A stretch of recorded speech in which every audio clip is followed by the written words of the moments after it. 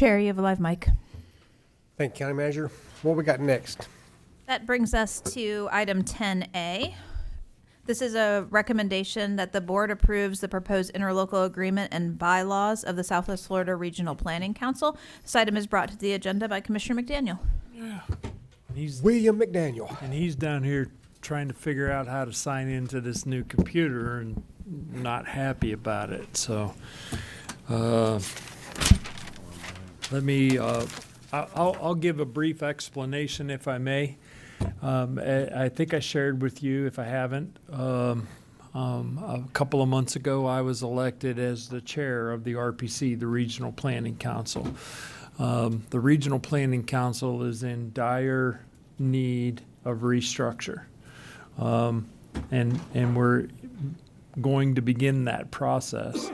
The first portion of that restructure is and I've supplied, I hope you've read, the draft MOU and the draft bylaws that I wrote 2 years ago for this organization. The previous chairman of the RPC and the executive director made a stab after these rewrites were done to get ratification, but weren't by the other members. There's a total of 6 counties in the RPC, and we're not successful in getting any of the counties to ratify the new set of bylaws, the new MOU with regard to the RPC. The current trajectory. Yes, trajectory. I was leaving an R out. The current trajectory of the RPC is heading for the ditch, to say it bluntly. I received a report from the auditor back in May, and based upon the known expenses associated with the RPC and the known revenue streams that the RPC has, there's about 1.5 years left before we have to fold it up and there won't be any money. The proposed MOU that I brought for you today, the previous MOU allowed for a 30-cent per diem to be paid by the counties that are a member of the RPC. I reduced that to 50%, or 15 cents per diem per head per population of the county. And then I split those payments up quarterly. Because one of the issues, and Commissioner LaCastro can verify this, but one of the issues is relevancy with the individual counties that are a member of the RPC, and the elected spending taxpayer money in this organization. So my thought was cut it to 50% of the original amount, and then split those payments up quarterly to then allow the electeds that are voting to make these expenditures or make this contribution to the RPC to show validity and actually provide for relevancy. If I can just jump back a second,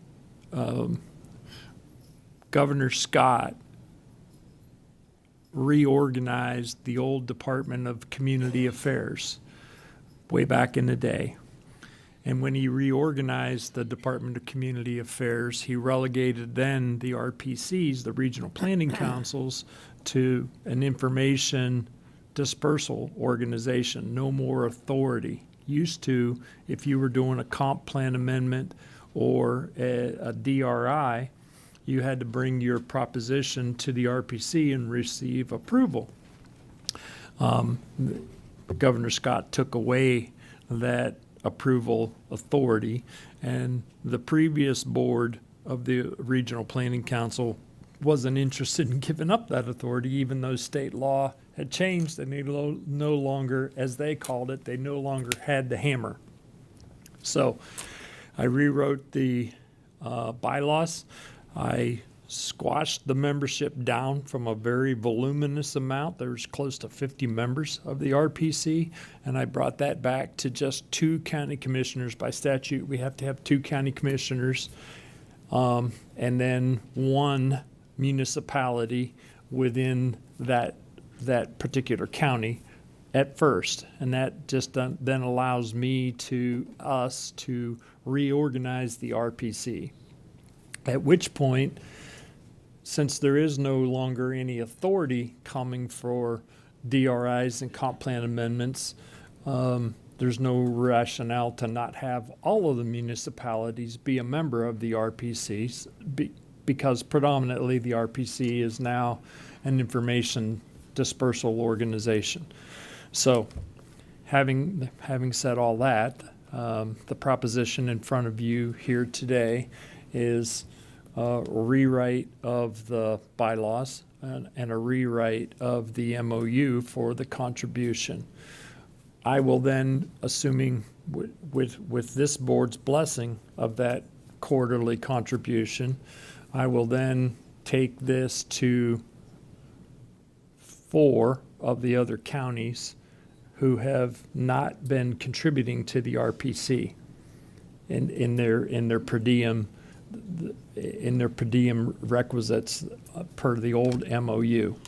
So I'll individually go to each one of those. There's 4 other counties that are not participating in the payment or contribution to the RPC, and I'll individually go to each one of them and ask them to adopt the same draft revised bylaws and revised MOU.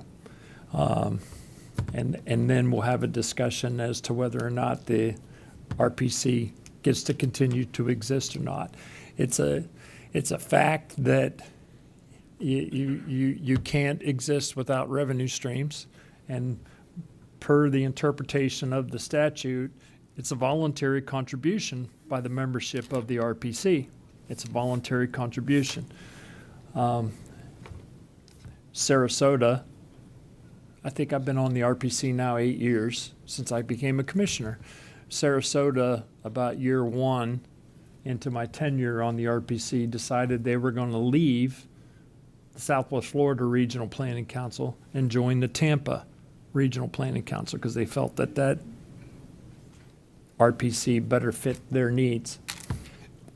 At the same time, they stopped paying. And then Lee County was looking around, and Lee County said, well, geez, if they're not paying, we're not going to pay.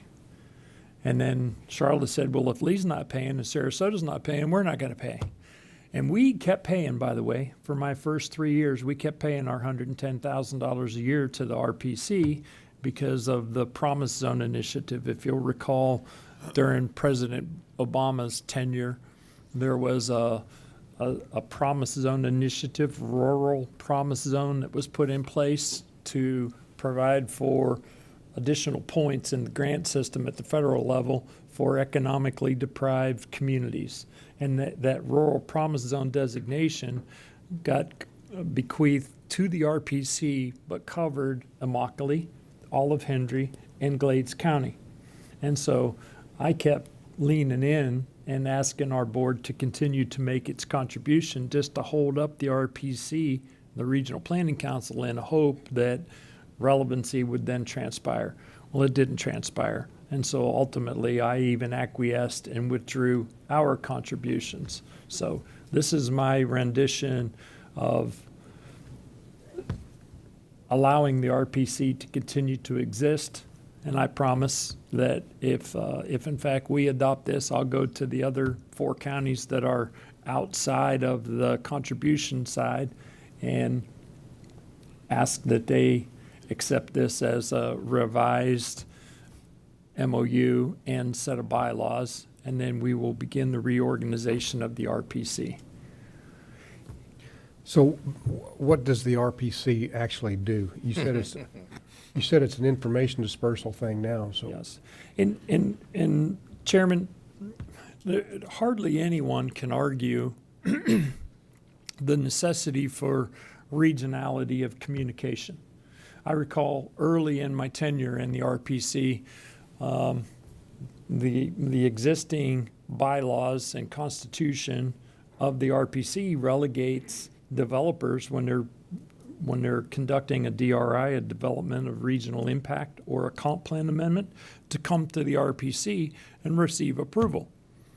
Well, no longer is the RPC requisite to give that approval. They never adjusted their bylaws or their MOU or their constitution in order to take away that hammer, as I spoke of earlier. So one of the reorganization plans that I have, first off, is establishing a funding mechanism so the organization can exist longer than the year and a half that we have, number one.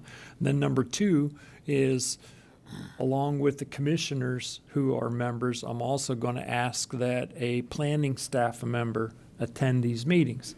I remember early in my tenure, the executive director drug in a developer from Sarasota who was doing a comp plan amendment in Sarasota, and I remember saying, I'm barely qualified to render an opinion on a comp plan amendment in Collier County, let alone one that's going on in Sarasota. But my planning staff needs to know what Sarasota's doing, because when Sarasota's doing a DRI or a comp plan amendment, that's going to have impacts on our traffic capacity, infrastructure capacity, and so on and so forth. A perfect example is that the subdivision's name the Babcock Ranch.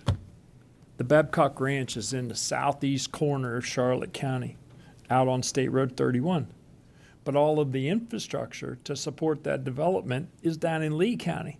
Well, Charlotte County's up there licking their chops and picking up all this new ad valorem money, and Lee County's sitting down there holding the bag for the road infrastructure, services, jobs, all of the things that come along with supporting a development. So the goal here is reconstitute, rebrand, and reorganize the Regional Planning Council and allow it to do what it's supposed to do, which is let our planning staff know and as far as what other communities are planning with regard to their growth and their redevelopment.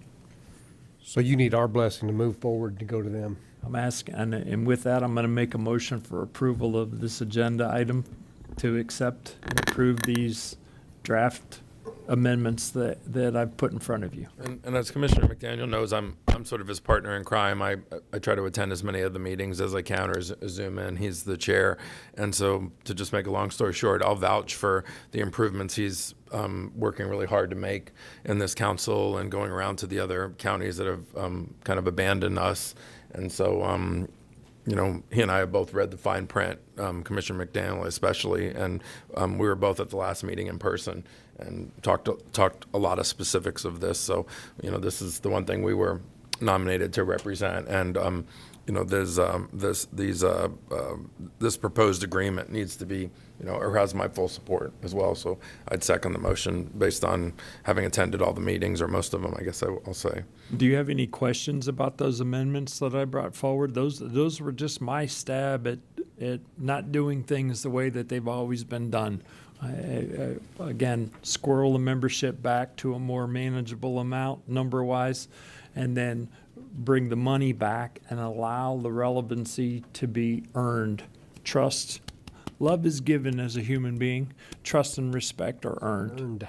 And so over time, we make these quarterly payments now. There's longevity added to the RPC, at which point then we can see the relevancy for knowledge base and communication with our community as to what's going on in our neighboring communities. Motioned and seconded. Any other discussion? All in favor, say aye. Aye. Opposed? Go get them. And just so you know, from a timeline standpoint, I'll have this accomplished by the end of the first quarter next year. I will have met with, and what I'm going to do, just to add on, I'm not just going to show up and talk to them for 3 minutes under items not on today's agenda. I will get a commissioner from each county to champion an agenda item so that I'm up there with the PowerPoint and talking and doing what needs to be done. Commissioners, that brings us to item 10B. This is a recommendation to receive an update on the selection by the state of Florida of the architect and engineering services firm and general contractor for the construction of a state veterans nursing home in Collier County, and to outline the next steps in the project. This item is brought to the agenda by Commissioner Saunders. Commissioner Saunders. Thank you, Mr. Chairman. I just wanted to bring the board up to date on a couple important things that have happened and give you a little bit of an outline of a little bit of a schedule. The Florida Department of Veterans Affairs and the design team, they're going to be meeting, they're going to have a staff meeting here on October 9th. And that's just for staff. That's just an all-day planning meeting to move things along. But if they get here in time, they will come to the County Commission meeting on October 8th. So if we have a long meeting, they may be able to come in and update the whole board at that point in time. But a couple things that have occurred that are positive in the development of this. The Florida Department of Veterans Affairs has awarded a contract for the design work to the firm that has designed about 15 of these nursing homes, HHCP and Orcott Winslow. They came down here and made a presentation some time ago. They brought to us a bunch of different models. One of the models that we thought was really an attractive one was the Las Vegas model. And so we've kind of designed our plan around that model. We've only made it a lot better. But the good news is they've designed about 15 of these facilities, and they're now on board. They also selected the contract, the company that will be they call it a contractor at risk, management at risk, and that is Suffolk. And Suffolk has a great local presence here. It's the Construction Management Services, and selected Suffolk to be the construction manager at risk. Suffolk actually donated time and materials to the local VFW to remodel the VFW, and I know a lot of you have been to some of the VFW things here. That was all Suffolk, and that was all done by employees volunteering. So they have a real commitment to veterans. They have a real commitment to this community, and so it was nice to see that they got that award to be the construction manager at risk. The part of the reason that they were able to go ahead and select all of the professionals is that I had suggested to the Florida Department of Veterans Affairs that they speed things up by making the selection of those professionals and making that selection contingent on final federal approval. Normally, they would wait for federal approval, which could come as in October, November, December of this year, but normally they would wait until then, and then they'd spend the next 5 months selecting the experts in the team. They've selected the team with the understanding that there is no project if it's not approved by the federal government. So that saves us 4 or 5 months. We're just trying to move things along a little bit. I know Dr. Holmes is here, and he may have a few comments, but I want to let the board know that we may have a visit from them here at the board meeting on October 8th, depending on their travel and how long we go. And so if you have questions, that will be a good opportunity to have those addressed. But good news is things are moving. I've spoken to John Mullins. He's been in touch with some of the folks in Florida, at the Florida Department of Veterans Affairs.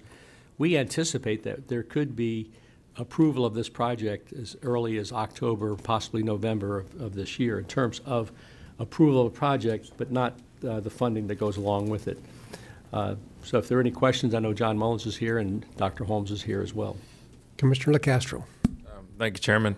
I don't want to steal any of Dr. Holmes' thunder, but I'm a member of the VFW, so we correspond a little bit more than maybe the average person. One of the ideas that came out of this board, and I think it started with you, Commissioner Saunders, and I really loved it. And I'm just wondering if this is the time to start to move it forward, or at least make sure that it doesn't get forgotten, was the idea of forming a local veteran oversight committee. It looks like the Department of Veterans Affairs is moving forward with a contractor. There's a lot of movements happening. I think there's a tour coming up, maybe at the site, and things are starting to all converge together in a really, really positive way. As you know, we've had a few meetings at the VFW to get feedback from veterans, to give them an update on what's going on. And I just I like the idea of a local veteran oversight committee, and Dr. Holmes can obviously help with that, to get people that have the background, the professionalism, so it's not just a bunch of yelling and screaming like we were saying about a different topic earlier. so that we're armed with, a short to medium list of bullet points or concerns or great ideas. As we said at the last VFW meeting, we're looking for those kind of things. So I just wanted to sort of throw that out there. It just seemed like it was a good time during, the announcement of the latest on the Veterans Nursing Home. So I didn't know your thoughts on I'll that. address that in a couple different ways. Okay, sir. We have the Veterans Community Center, and we're trying to determine what is going to go into that community center. That's the vacant white building. Congressman Mario Diaz-Balart has put $9 million into the House budget for our project. That doesn't mean we get $9 million because it's, the federal process. But we are looking at what's going to go into that building, and we have formed a committee of staff people, and I've started adding people that have been involved with veterans benefits for many, many years. I've added 2 or 3 people to that committee, and I'll continue to do that. And in addition, so there are going to be meetings. As a matter of fact, I have a meeting with them, I think, on October 7th. I'll be meeting with that committee, again, trying to figure out what's going to be in that, what county staff people are going to be moved there. But in terms of a Veterans Oversight Committee, I do have a Friends of the Veterans Nursing Home that I've had for a couple of years now. And there's some really heavy-hitting veterans on that, some folks that describe themselves as having funds, and there are a couple that are generals and admirals. I mean, it's a group of people that we can draw from for a Veterans Oversight Committee, and of course Dr. Holmes would certainly be part of that.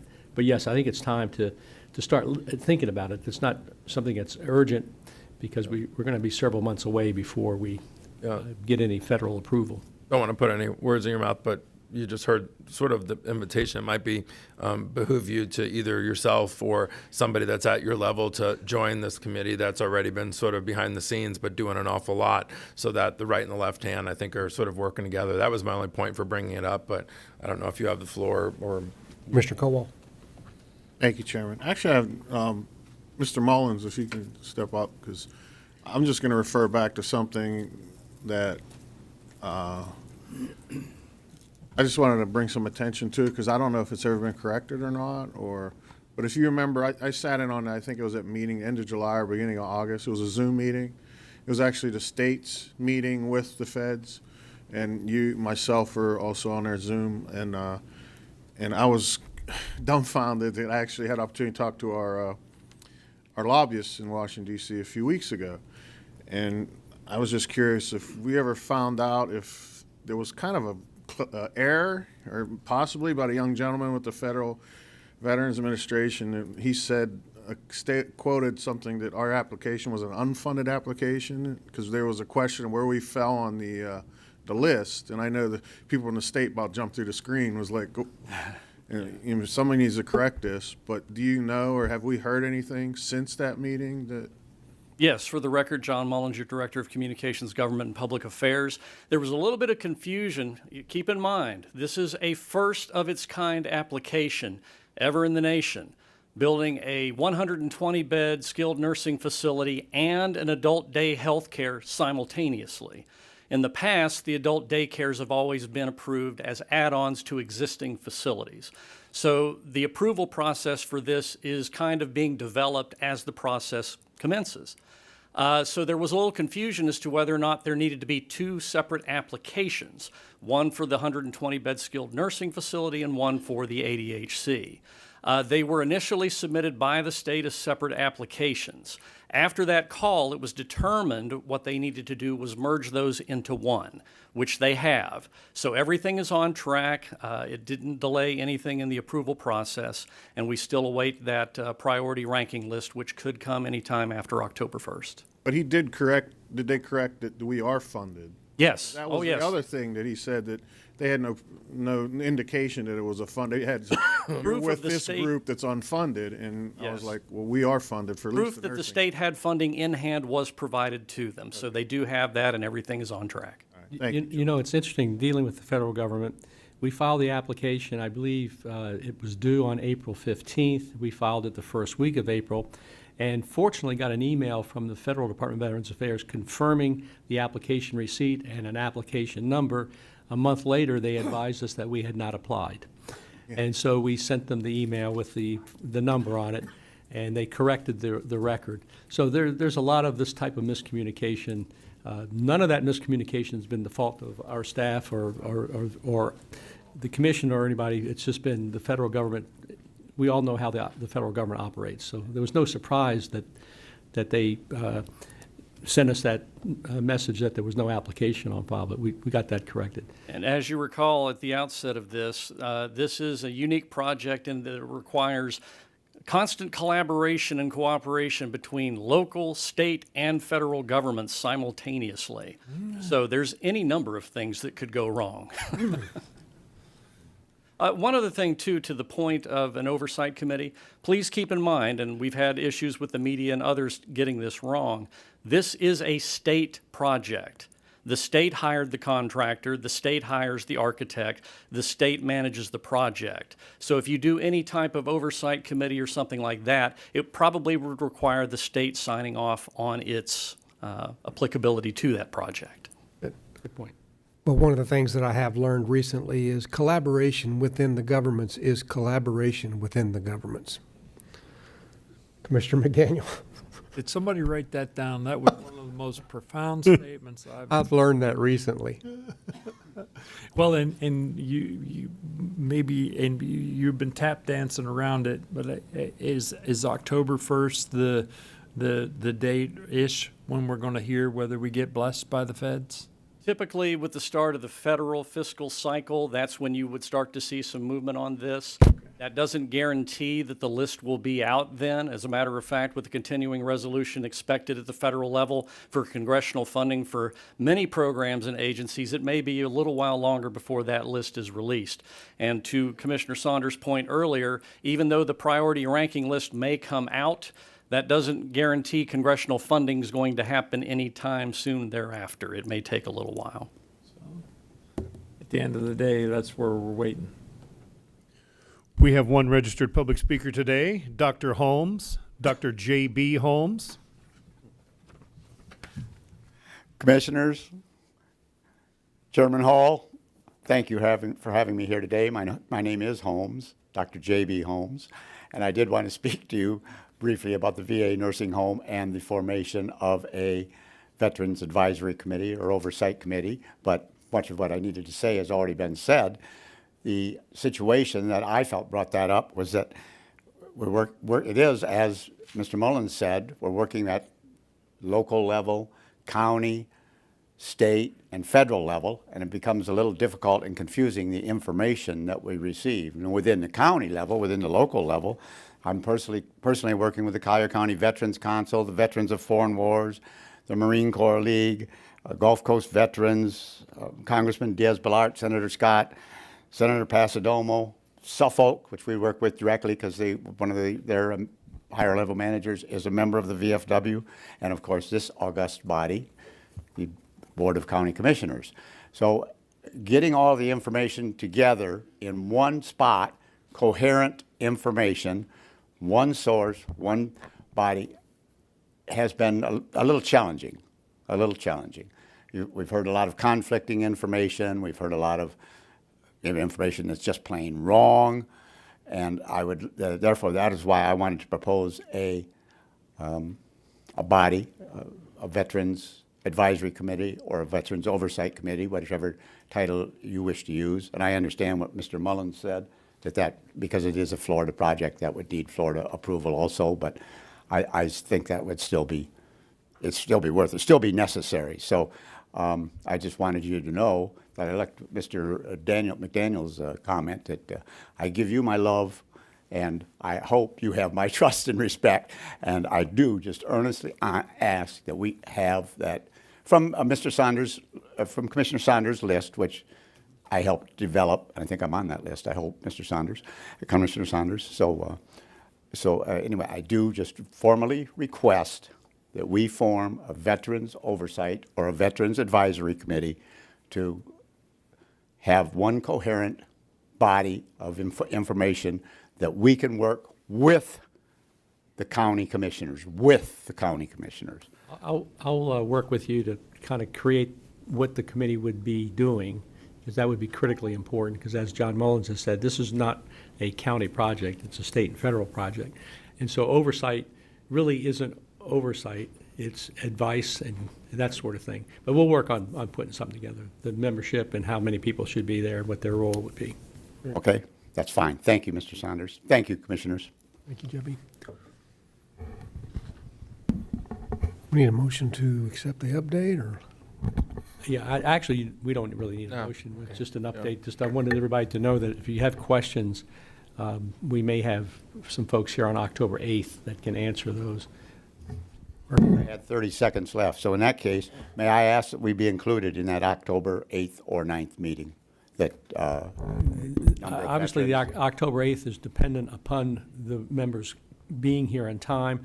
October 8th, that meeting, the 9th rather, that meeting is strictly their staff. So we're not going to be involved in those meetings. We'll have some of our staff people that are involved with site preparation, that sort of thing, but it's really not open to the general public. It is simply the Florida Department of Veterans Affairs staff and our staff working out some details. So I would say no, that's not really an opportunity for the public to be involved. Well, then I assume that you would be on that committee. I am not.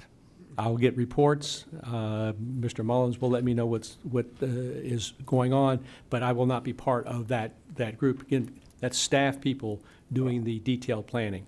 Thank you. Then I would ask that report information and Mr.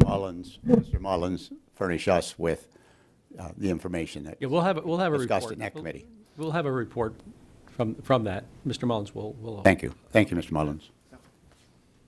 Actually, if I could add to that, one of the reasons why this is a staff meeting, pardon me, in the past, FDVA was kind enough to share the architect's preliminary plans, the floor plans to the facility.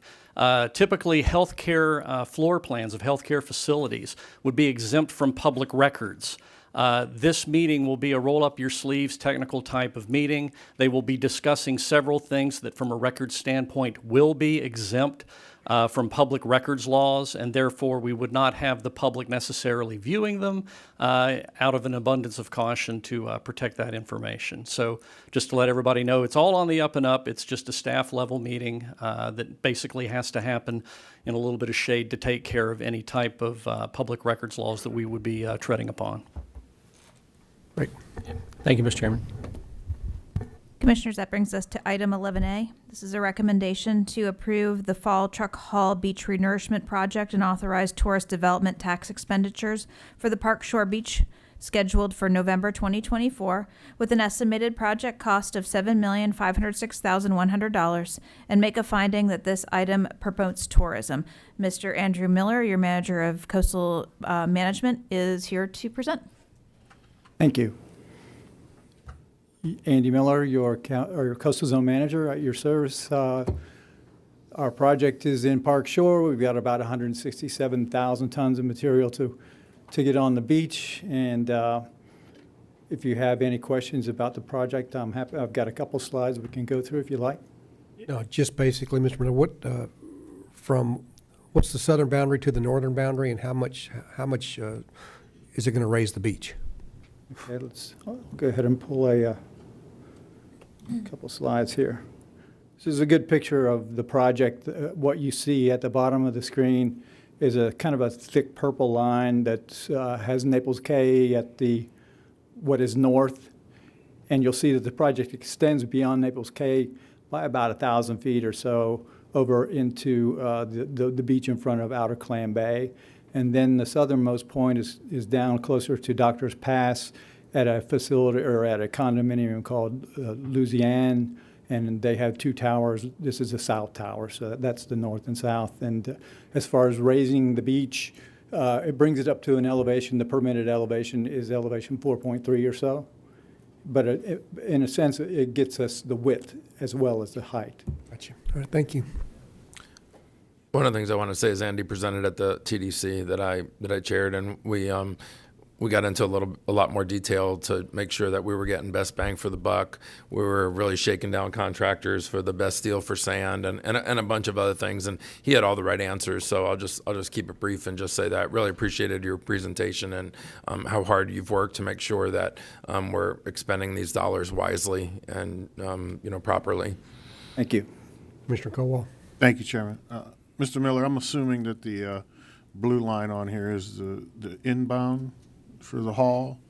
You can barely read the lettering. I've tried to label it as best I can. You get lost in all the colors, but the blue line is the outbound to it's the 75, outbound. All right. and the red line is the inbound. And this was we worked this out during the truck haul berm project a couple years ago with the city of Naples, and it worked out quite well. That's the same one where we kind of come through the park, where we had that private road. They let us use that, or is that the? Well, this is up at Horizon Way, up in Park Shore, and so what the truckers do, they come in on Golden Gate, they go north to Park Shore Boulevard and go out to Gulf Shore Boulevard, then down to Horizon Way southward, and then they dump their sand, come back out, and then go south. They take a right on Gulf Shore Boulevard back to Harbor Drive, then back to 41 and back to Golden Gate Parkway and out to 75. But it minimizes the amount of trucks that cross each other's path as well as the typical traffic on the roadways.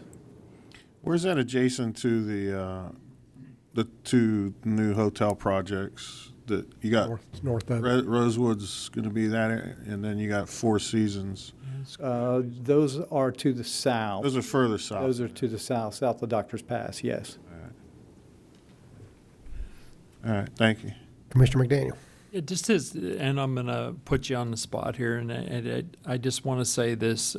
My quick math calculation, this was close to $65 a ton placed sand, plus minus, in that realm. Sure. Do you recall when we dredged the Marco River and pumped the sand for Tiger Tail, what the cost per ton was? I vaguely remember the consultant for the city talking about a $10 or $11. At 12. Yeah, Is about $12. right. So the point that I'm making here right now is, and you've heard me say this before, with breadth and depth create volume.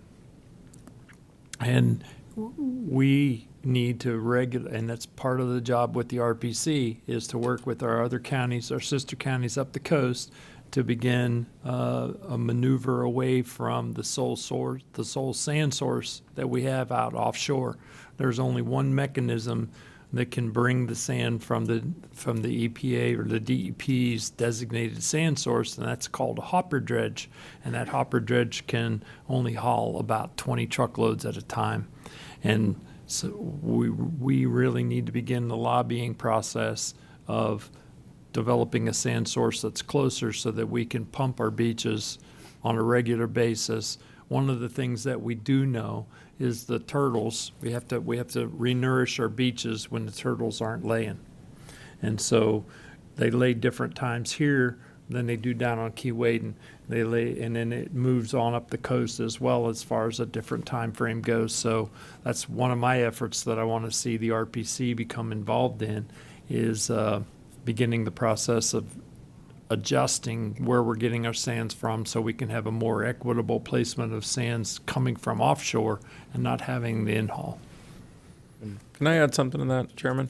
One of the things that I commonly get from citizens is, especially when it relates to Tiger Tail, and you probably read, we've done some repairs there, and then every time there's a storm, there's a little washout area, and it's all, and then you fix it again. You know, if you let nature take its course, that the place will be, totaled in a couple of years. Andy, you're all part of these discussions, but a lot of times we get suggestions from people. Why are you moving around all this sand? Just bring out a bunch of rock there, and protect the beach that way. And it's the turtles. You can't put rock all up and down the beach because the turtles will walk and then they'll be, where's our home? And so I get, experts who say, you guys are so stupid wasting all this money on sand. You should care more about the environment and this or that. And it's like, your head explodes when you read these emails, but it's those very things. We're not dumb or stupid.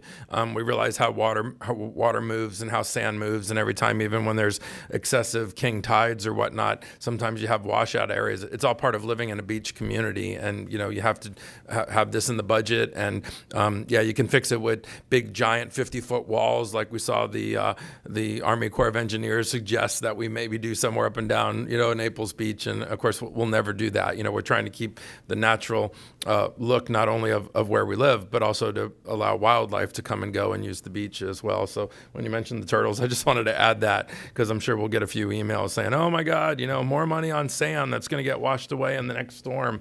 And it's like, well, but this is what you have to do when you live in a community such as ours. There are no easy fixes because they have other consequences like, turtle habitats and plenty of other things as well. But, there's the expert right there at the podium that knows that. But I want to just add that.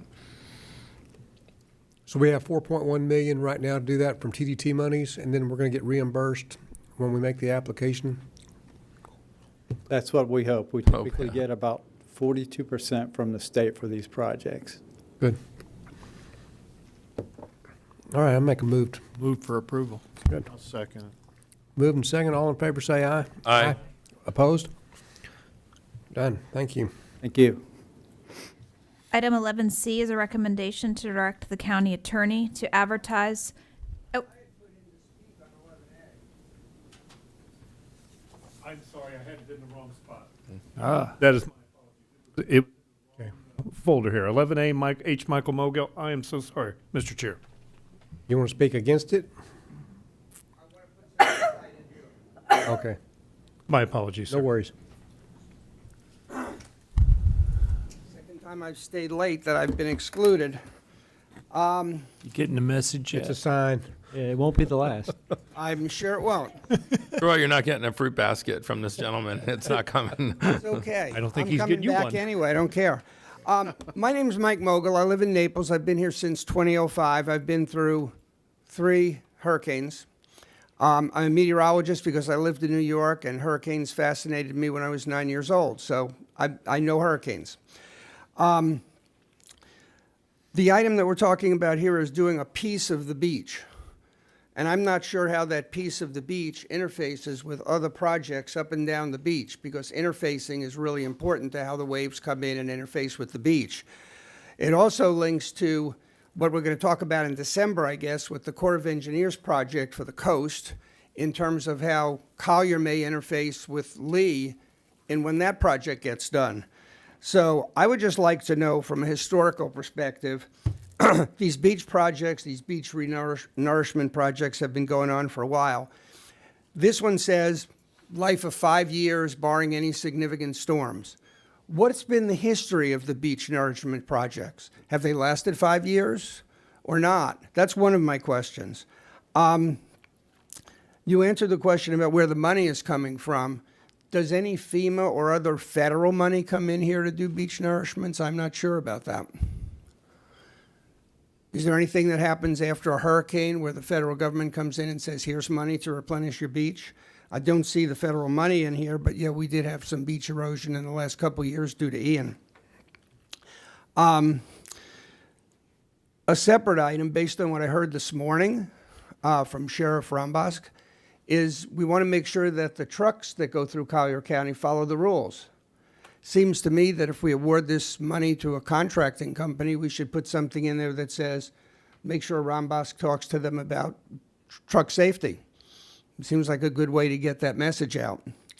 The last thing is, though, for the December meeting, and I'm big on this, and it's not always done, and I'm going to just ask this question. Are you guys aware of the libraries in terms of all the visual displays in the library that announce library projects and everything?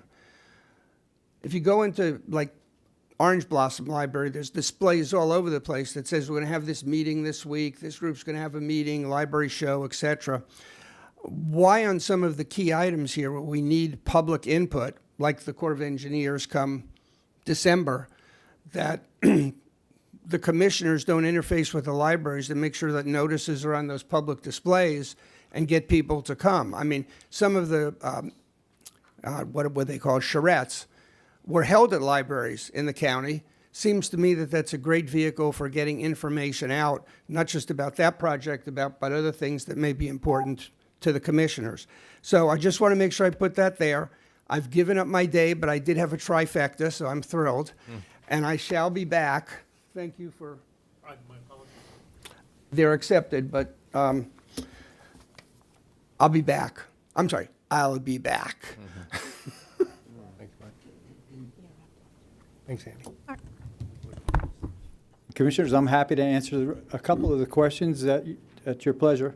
Commissioner McDaniel? No, my comment had to do with one of the things that Mike talked about, and that's something that I would like to see us move. I've lived here for 43 years, and the sporadic nature of our beach renourishment has always frustrated me, and we oftentimes don't. If we were continuously re-nourishing our beaches on a far more regular basis, the degradation when an inevitable storm does come would be far less. So one of the goals that I want to do is join with our sister counties to the north and provide for a regular renourishment process that's just ongoing all of the time in advance of an inevitable storm event. Commissioners, just for clarification, we do survey the beaches, the public beaches, every year to determine the areas that need renourishment. If we had more than one segment in a year, we'd be renourishing likely more than one segment. It's to keep the beaches to their standardized template for both elevation and width, which there are some places where those are slightly different. But if we had a survey come back in a year that we had experienced extreme loss of beach due to winter storms or whatever, then Andy could be faced with having to renourish multiple segments of the beach in 1 year. When we get to this discussion with the Corps, that may give us a different approach, not only by partnership, but also because the Corps would ultimately then be responsible for those renourishments and potentially could be looking at a different time frame and way of renourishing up to including a larger dredging project. And expanding the template of the beach. Andy, if there's anything else you want to add, but I just want to be sure that the public understands that we're not picking and choosing the segments of the beach that we're renourishing, that we're renourishing the ones that are required to be renourished, however many that may be, or years where a better year when it's not required at all. There again, intuitively, my rationale was just a continuous renourishment provided for higher and wider beaches, so that when that inevitable storm event did transpire, we were already prepared for it. We weren't necessarily coming in after the fact with our survey data and renourishing here or there. And there is a good interface between these surveys that are in fact done on these different segments. Yes, sir. Thank you. All right, that brings us to item 11C, a recommendation to direct the county attorney to advertise and bring back for a public hearing an amendment to ordinance 2023-71 to remove roadways that are no longer unpaved, add unpaved private roadways, and establish an opt-out provision. Ms. Trinity Scott, Department Head, Transportation Management Services Department, is here to begin the presentation or discussion. I'll be brief. I have to give credit to Mr. Klatzkow. He was able to turn around an amendment to the ordinance based on our discussion at the last meeting. And we are here today asking you for permission to advertise the ordinance, and it will come back at a later meeting for actual adoption. I will tell you one item that was not included in here, because as much as I like to be a miracle worker, I could not be, which was turning around the taxable values for the 79.302 miles adjacent properties. But I have corresponded with the property appraiser, And they have advised that they can get that information back to us in about 4 weeks. We've already distributed it over to them so that they could get started on that, so. With that, we're seeking your permission to advertise the amendment. Mr. McDaniel. So, and with that note, that was what I wanted to share. When we brought this item forward for the countywide MSTU, plus minus, there was about, at 1 mil, there was about 280, somewhere around 280, 290,000, and we'll get an actual update with regard to what that taxable value is. And just to reiterate, today we're just advertising or approving the advertisement of this ordinance, and then the heavy lift will come about 30 days from now or so when we bring this item back for its ultimate approval. So I'll make a motion for approval. I'll second it. I've moved and second to advertise this ordinance. All in favor, say aye. Aye. Opposed? Go put it in the paper. That brings us to item 11D. And this is a recommendation to consider tourist development tax marketing Category B grant agreements and non-county owned operated museum Category C for FY 2024-25 and provide direction to amend or approve as presented, authorize the chairman to execute and make a finding that these expenditures promote tourism. Mr. Jay Tusa, your division director for tourism, is here to present. Great. Excuse me, Jay, Commissioner Kessler. Jay, let me just set the table for you. I just wanted to tell my fellow colleagues, they remember a little more than a year ago, your predecessor sitting at this podium and bringing us a long list, some of the numbers kind of robust. And when we were asking questions about the application process for grants, you know, some of us, including me, didn't love the answers. You know, it just seemed like, you know, tongue-in-cheek, you could put something on the back of a cocktail napkin, and if you got $100,000 every year, you automatically got $100,000 the next year. So what we said was, in fairness, because it was sort of a real last minute, that we would approve the list as is a year ago, but that moving forward, we wanted him to immediately upon approval last year to get with all these organizations and let them know, you know, it's not Christmas anymore, that we want an aggressive application process. Every year is different, that we want them to justify not only what they're asking for, but how hard they're working to raise money as well, and not just relying on the county. And if they don't get the full amount, that, oh my gosh, you know, it was money we were automatically counting on. You know, I'm here to tell my colleagues that at the last TDC meeting, we went over this list in great detail. In nearly every single instance, we are giving slightly less money, and in some cases, a bit less, more than a little bit less, to organizations, because you also did a great job in putting together a much more robust application process. And also, I was really impressed with when I said what was the blowback from the organizations. You know, your team said, you know, everybody understood. They had a year to prepare. This wasn't a big shock. So I will just tell you that the list, not only, and it's not a matter of just squeezing organizations and giving everybody less just because we want to. In the TDC meeting, what we talked about is it's about best bang for the buck. So if we normally give somebody 100,000, but maybe we think they only qualify for 75 this year, now we have 25 to maybe give to a new organization. And the beauty of the list is, and I forget what the number is, and I won't steal your thunder, wait till you talk, but there are quite a few new organizations that have never applied for grants before that now got grants, and we had the money to actually, you know, do it. And so, you know, we had a much longer discussion on this in the TDC, and I was impressed with every single answer, the way you and your staff aggressively went about this, and how you also held to task these organizations who are benefiting from this. Like we said, this isn't a donation, this isn't a handout, it's a grant, but you need to be working as aggressively as we are, and weaning yourself maybe even off of these funds. And we went through that all in great detail. I just wanted to sort of set the table that what these 5 commissioners directed a year ago happened. And I was very pleased, you know, with the list and how the wealth was spread a bit more, and most importantly, how all these organizations had to aggressively qualify and what's the word I'm looking for? Substantiate or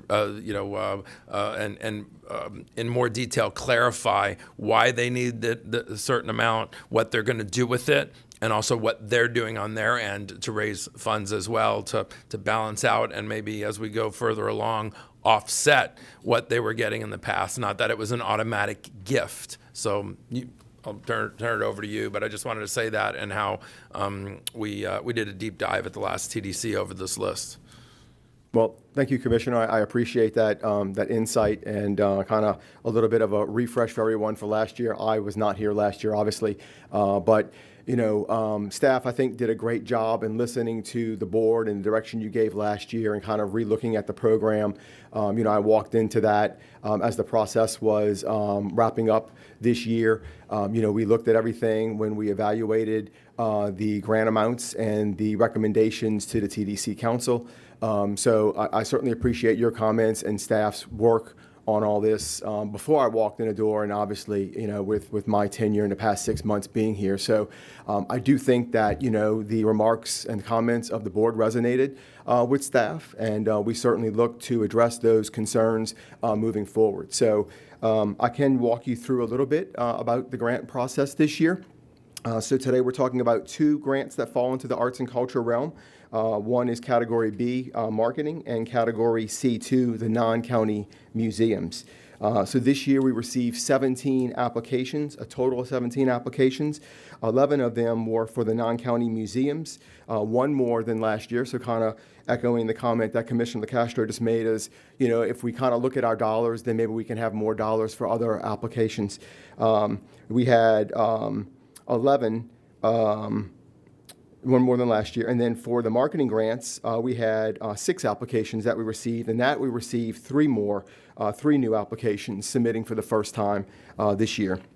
So the non-county museums totaled $672,000 this year, and the marketing grants totaled $78,000. So that's a total of $750,000 this year that we're proposing versus last year. It was at $824,000, almost $825,000. So you can see we had a reduction at about 9% in overall spending for these grants of what we're proposing for this year. So I think that will kind of resonate with the board, and certainly the direction to take a look and see about sharpening the pencil and making sure these dollars are working appropriately for Collier County. I can walk you through some of the changes that we made this year if you'd like. I'm certainly happy to do that, or if you have any questions about that, or if you have any questions about the individual grants, I'm certainly willing to entertain those as well. The only thing, I don't know that you need to walk us through it unless, I don't want to speak for my fellow commissioners, but one of the things we also said at the TDC is this isn't just about promoting tourism. We have citizens that go to these museums as well. So sometimes when people think we're throwing money at things so that we can fill the roads and the parking lots and the beaches and all that and bring all these people from Miami here, as sometimes we're accused of doing, this is also reinvesting money into our own community so that our citizens can enjoy all the amazing things that all of these cultural and art centers and everything else in between do. And sometimes that's lost. It's not like we're investing in this to just for the tourists.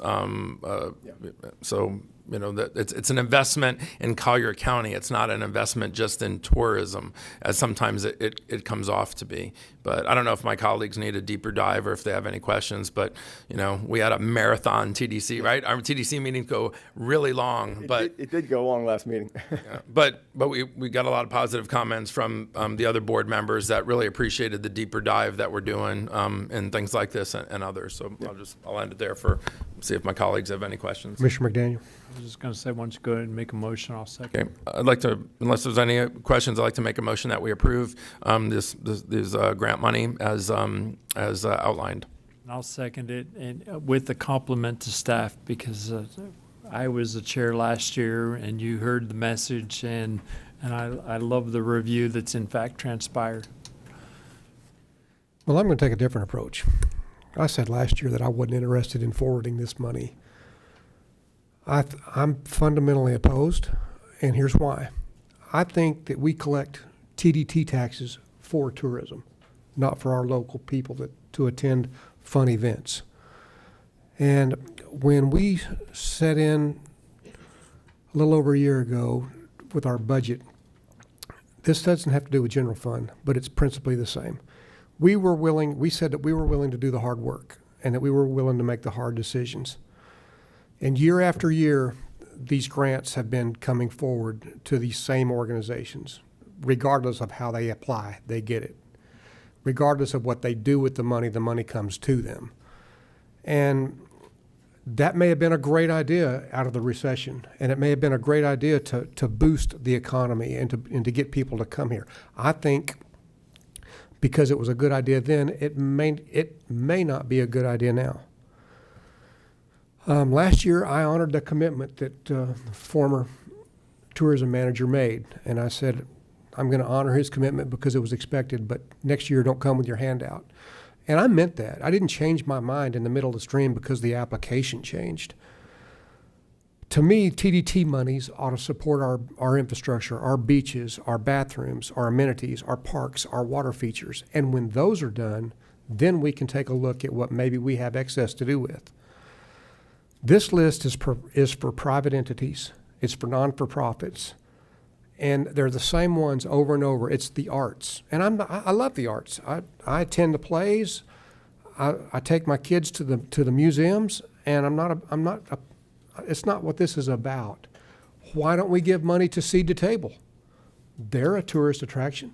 Why don't we give money to Grow Church?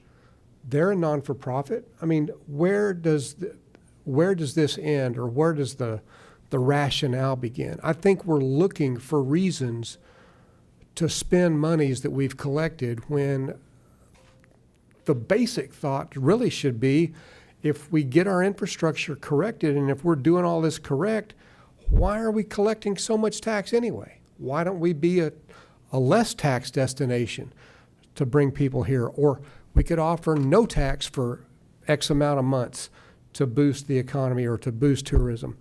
I'm not saying I want to do that. I'm just saying, why collect so much taxes if you're just looking for ways to spend them? I'm trying to be a paradigm shifter here. I'm trying to get us to think just a little bit higher elevation than what we're normally looking. I'm all about giving small amounts to brand new people that are getting started. The soccer team is a great example of that. They need some advertising. They need some marketing money to get people here, to build their team, to build their clientele, and they get it. They've asked for 3 years, and they're out. Mike D., another example we're going to talk about here in a little bit.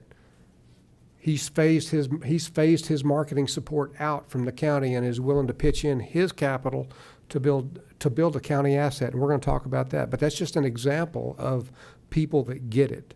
They don't come year after year expecting something from the taxpayers. They actually are putting in to county assets, building county assets. Also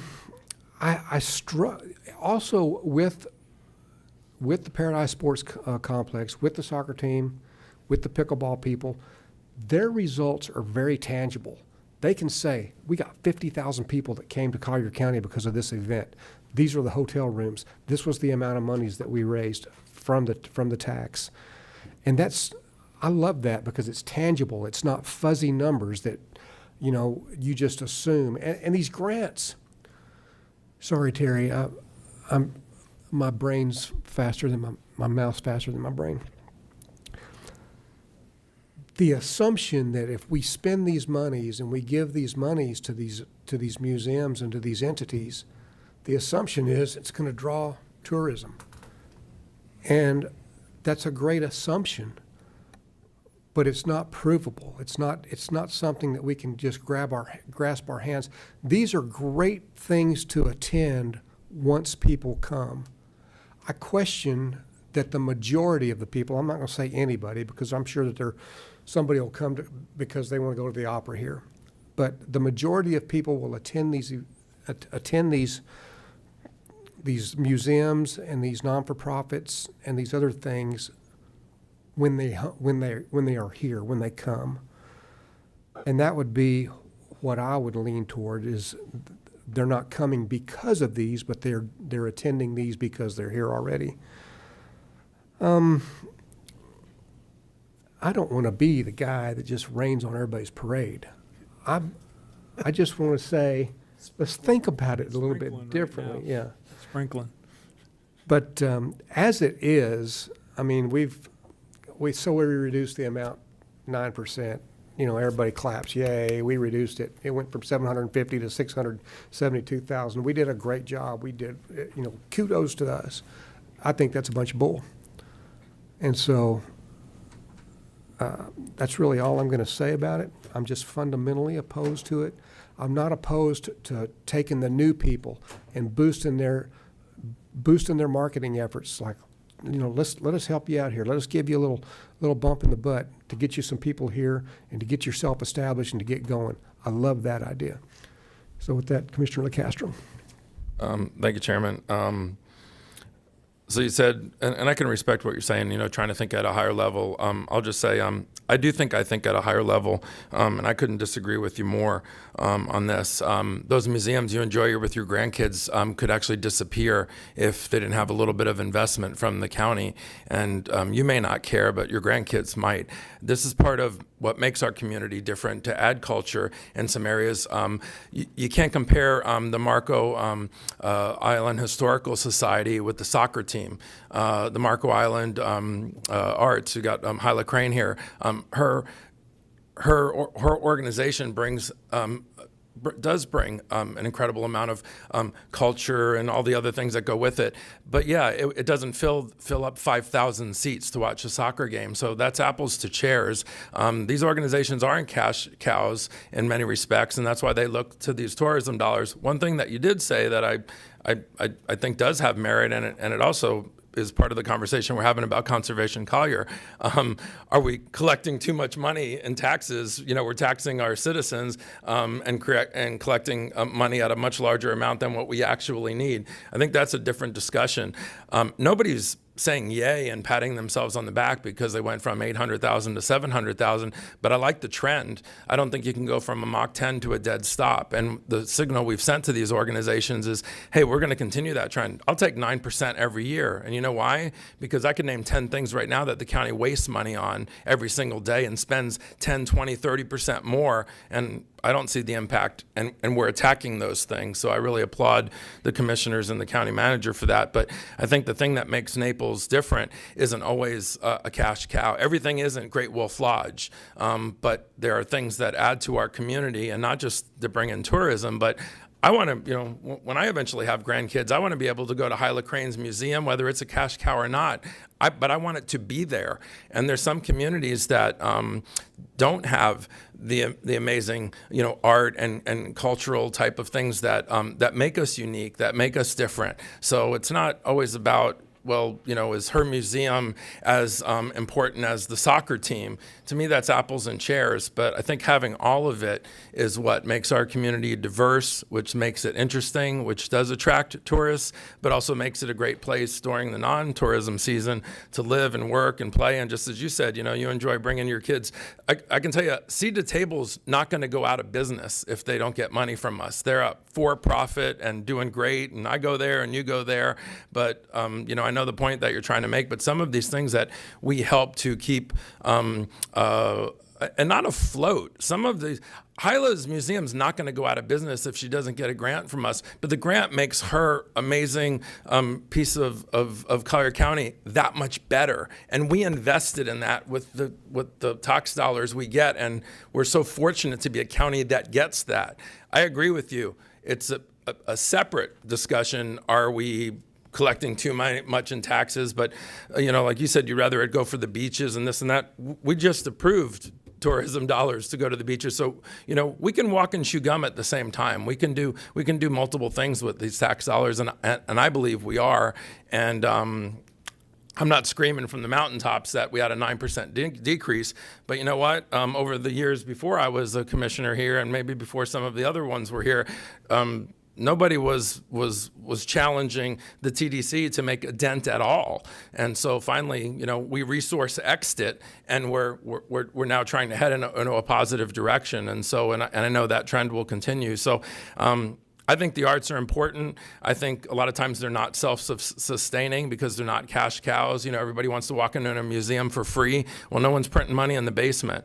And so they're not revenue generating at times the way a soccer team is or the way Seed to Table is. And so that's where, you know, Jay, you have to do your due diligence and make sure that, organizations that truly can benefit from our county's investment to keep them a part of the heart of this community, I believe is extremely important. And I think when you're the TDC chair next year, and you will be, you might have a little bit of a different approach when you see the benefit that these tax dollars bring to our community, and how much more we're able to do in our community to bring to tourists and citizens alike, because we have the luxury of having these tax dollars. Whether it's too much, we're overtaxing people. I think everybody up here agrees. We want less taxation, less government, and all that. That's another argument another discussion that we're having. But I see great value in this, and I want to bring my grandkids to museums, and I don't want them shut down because they went out of business, or because the price of admission now is $85, so that they can stay open. Because we'll lose a lot of culture in this area, and we are blessed, to be able to have these dollars to do things that a lot of other communities, can't. So. Well, I don't think RT my thought at Staples it. is going anywhere. I don't think the brand-new Gulf Shore Playhouse, the brand-new building's going anywhere. So that was my point. And my point about if we collect $44-something million a year in TDT funds, and we spend about $7 million on beach, and we throw $1 million their way, that's, we're less than $10 million. So there's $34 million. And that was my point. I can count to 3. I mean, I just wanted to put it out there and let you know that fundamentally I'm opposed to it, and that's fine. Commissioner McDaniel. Well, Commissioner LaCastro had a very apropos statement, and that is you're about to get a force feed with the fire hose when you come out of being chair of our board and onto the chair of the TDC, number one. Number two, the history that Commissioner Saunders and I have watched with the TDT monies have never been questioned. And then until we came along, it was just kind of sort of rubber stamped all along the way. Now there is a considerable increase in transparency and accountability, and what the benefits of these investments, as Commissioner LaCastro called them, do in fact come back to our community, both in room nights and meals and entertainment and so on and so forth. Number one. Number two, maybe at some stage we should have a discussion, a quick agenda item with the statutory requisites of what the pennies, each one of the pennies can be spent on. That, we look at this gross amount of $50 million or $44 million, whatever the actual number is this year. We look at these numbers, and it's a very voluminous amount, but there's categories for each one of those pennies that can and cannot be things that can't be utilized for. So I think maybe even for edification of the public, we might have an agenda item sometime in the near future just to reiterate what those in fact statutory requisites are. I completely concur with you with regard to the reallocation of those fundings, investing back into our infrastructure, parks and rec, beaches, and so on and so forth. That would be a huge lift if we can actually accomplish that. It may be a requisite of adjusting the tourist development tax statutes to allow for the expenditure of those statutorily designated pennies in different areas. So I understand your principle. I understand completely your principle, but I've seen strides that we have taken as a board since I took over as chair last year, and now you have it, in providing for transparency, which then allows for accountability with the folks that are in fact receiving these funds. So I'm not going to ask you to change your vote. Like you said, you can count to 3. We're done beating this one. Commissioner Cowell. Thank you, Chairman. It's always been a unique situation that we have here that we spend $44 million of somebody else's tax money, You know, because this is all collected through bed tax, through tourism. It's not like our citizens are staying in hotels paying this bed tax. These are people to travel here, to spend time here in our jurisdiction, and the money's collected from them. So it's not really even our citizens we're taking this money from. But we do have the luxury to divvy it out. And, you know, in certain ways, and statutorily, we're driven certain ways how we can use it or can't use it. I know, I'm sorry if I apologize, I can't remember your organization, but I know soon after we had the last year's meeting, we kind of gave them the marching orders and said, you know, this is what's important, this is what you need to do. You had an event at the Naples Players, I believe it was, at the auditorium there, and I had the luxury to attend it and sit in on it. And I know the whole idea of the event was for the groups, these organizations that do participate, was finding out ways to collect this data. So we had hard numbers and raw numbers and doing surveys during their events to see who actually staying here in a hotel, who actually came, you know, from out of town, things of that nature. And I don't know, you know, and I even stood up and said, listen, this is what the board wants to see in the future, because it's no longer rubber stamping this money. I think at least while us five are here, I think that's the way it's going. That's the direction it was going. And, you know, I said it and I meant it, that this was probably what you needed to do, you know, and it was important. And I don't know, because I'm not privy how your guys' meetings went, Commissioner Castro and Jay. I don't know, you know, was there a lot of more information brought forward with these organizations, you know, taking those marching orders back then? Because I know you were there also, right, with the county. So, you know, I just don't know, you know, because I felt that that was the right direction. And that way, Commissioner Hall and myself that's new to this is actually see, you know, real hard numbers and what's actually happening out there, instead of just, you know, having somebody say, oh, this is what's happening here, give me my money, you know. So you know, and you know, this is probably a Commissioner Hall type comment, but you don't eat an elephant in one gulp. We take small bites, you know. So I think we did take a little bit of bite here and there off this elephant from last year to this year. We had some new people participating. So I think as we keep moving forward, I think these are the things we're still going to need to see from this group of citizens that operate these organizations, that, you know, that we are taking it seriously, and, you know, it is not the same old board up here, at least for the next 2 years. All right, we have a motion and a second. Mr. Chair, we have public speakers. Oh, public speakers. I'm going to encourage the speakers to queue up and use both podiums for time. Your first speaker is Kit Baker, to be followed by Steve Nagy. Oh, I'm sorry. Yes, you did. He ceded his time to Kit. So Kit will be followed by Sandy Mahler. Switch. That's like 2 mistakes today. I know, I'm done. Cut my pay. Good afternoon. My name is Kit Baker, and I work for United Arts Collier, which is the local arts agency designated by the state of Florida to roll up some of that impact data that you have been looking for. And we're pleased to do that every time that the national studies are done and provide you with that information.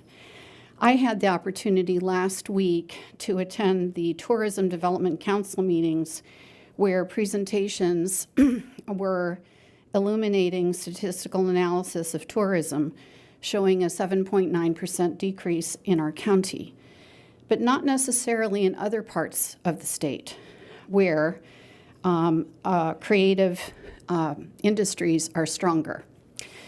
There was also discussion, as mentioned earlier, on reserve funds accumulating in accounts that are not being spent to mitigate these strategies. And the arts community responded to that by proposing robust programming and marketing efforts to contribute to the county's success. Data reflected that travelers were choosing other beach destinations with diverse offerings of experiences, including the arts. So how does our arts community stack up to other parts of our state? Last month, United Arts Collier commissioned a study on how our creative industry looks compared to others around the nation and the state. And the way that that study was done was by coming up with the number of cultural activities and events that are ticketed and measurable in that way, and compared to the population growth that has occurred in our county. This study pulled data gathered from national sources such as Economic Modeling Specialist International, National Assembly of State Arts Agencies, and the National Center for Charitable Statistics based on most current data available. The results show that our community's population has grown and our art sector has grown. And yes, we have a new Gulf Shore Playhouse, but the ratio between that has not improved our standing as a community. And our arts vitality index is still lower than the national average.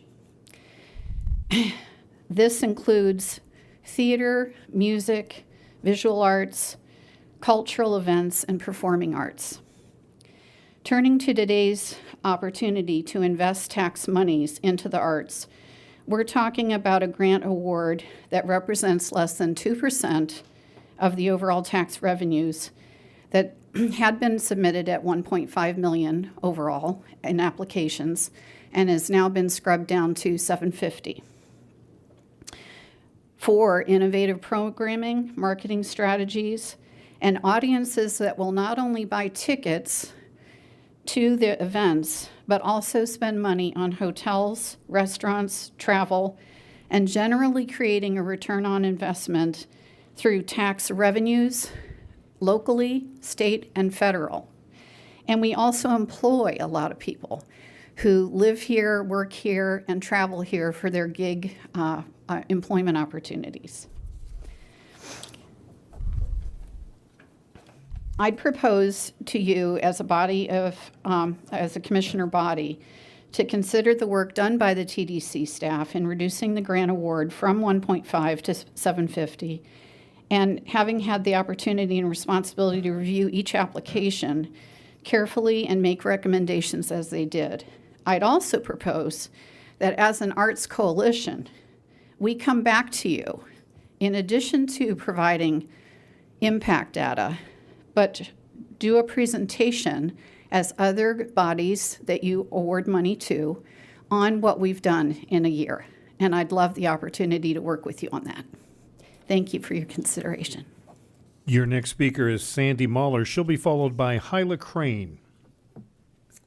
Hello, thank you for having me today. This is my first time, so bear with me. My name is Sandy Mahler. I am one of the co-presidents of the Naples Art District, and we are a nonprofit organization which did receive a grant from you last year, which helped us tremendously. This body in our organization is made up of artists. We are all full-time working artists, and we create our own work as well as present events throughout the season, as well as fundraisers. We do 3 fundraisers a year to try to raise money for our marketing and advertising and the administrative services that we have. But mostly it is volunteer operated by our artists. We have very little funds that go towards administrative, and we all apply ourselves to this organization, and we have 105 of us at this time. But if you know anything about artists, we are building inventory. We are always being creative, and we need people to always be working in our administration field to help us grow. And last year, the money that you guys gave us helped us build on our website, and we hired an advertising team that could help us stay on target to reach more with tourism and the locals, and it helped us grow tremendously. So we are looking, we're hoping that you will give us something towards this year because we are still in need of administration help at this time. And we've got, we did implement over the summer, we have recognized, we're taking this into a new direction this year, where we were mostly focused on tourism events, but now it's become a year-round art district that has always been, but it has not been promoted as such. And so we're spending more money in the summer. We had a couple of events, one in July, one in September, and we have another one in October. And we found that there was between 450, 550 eyes on the art district through our digital advertising. And we actually brought in several hundred people at each of those events.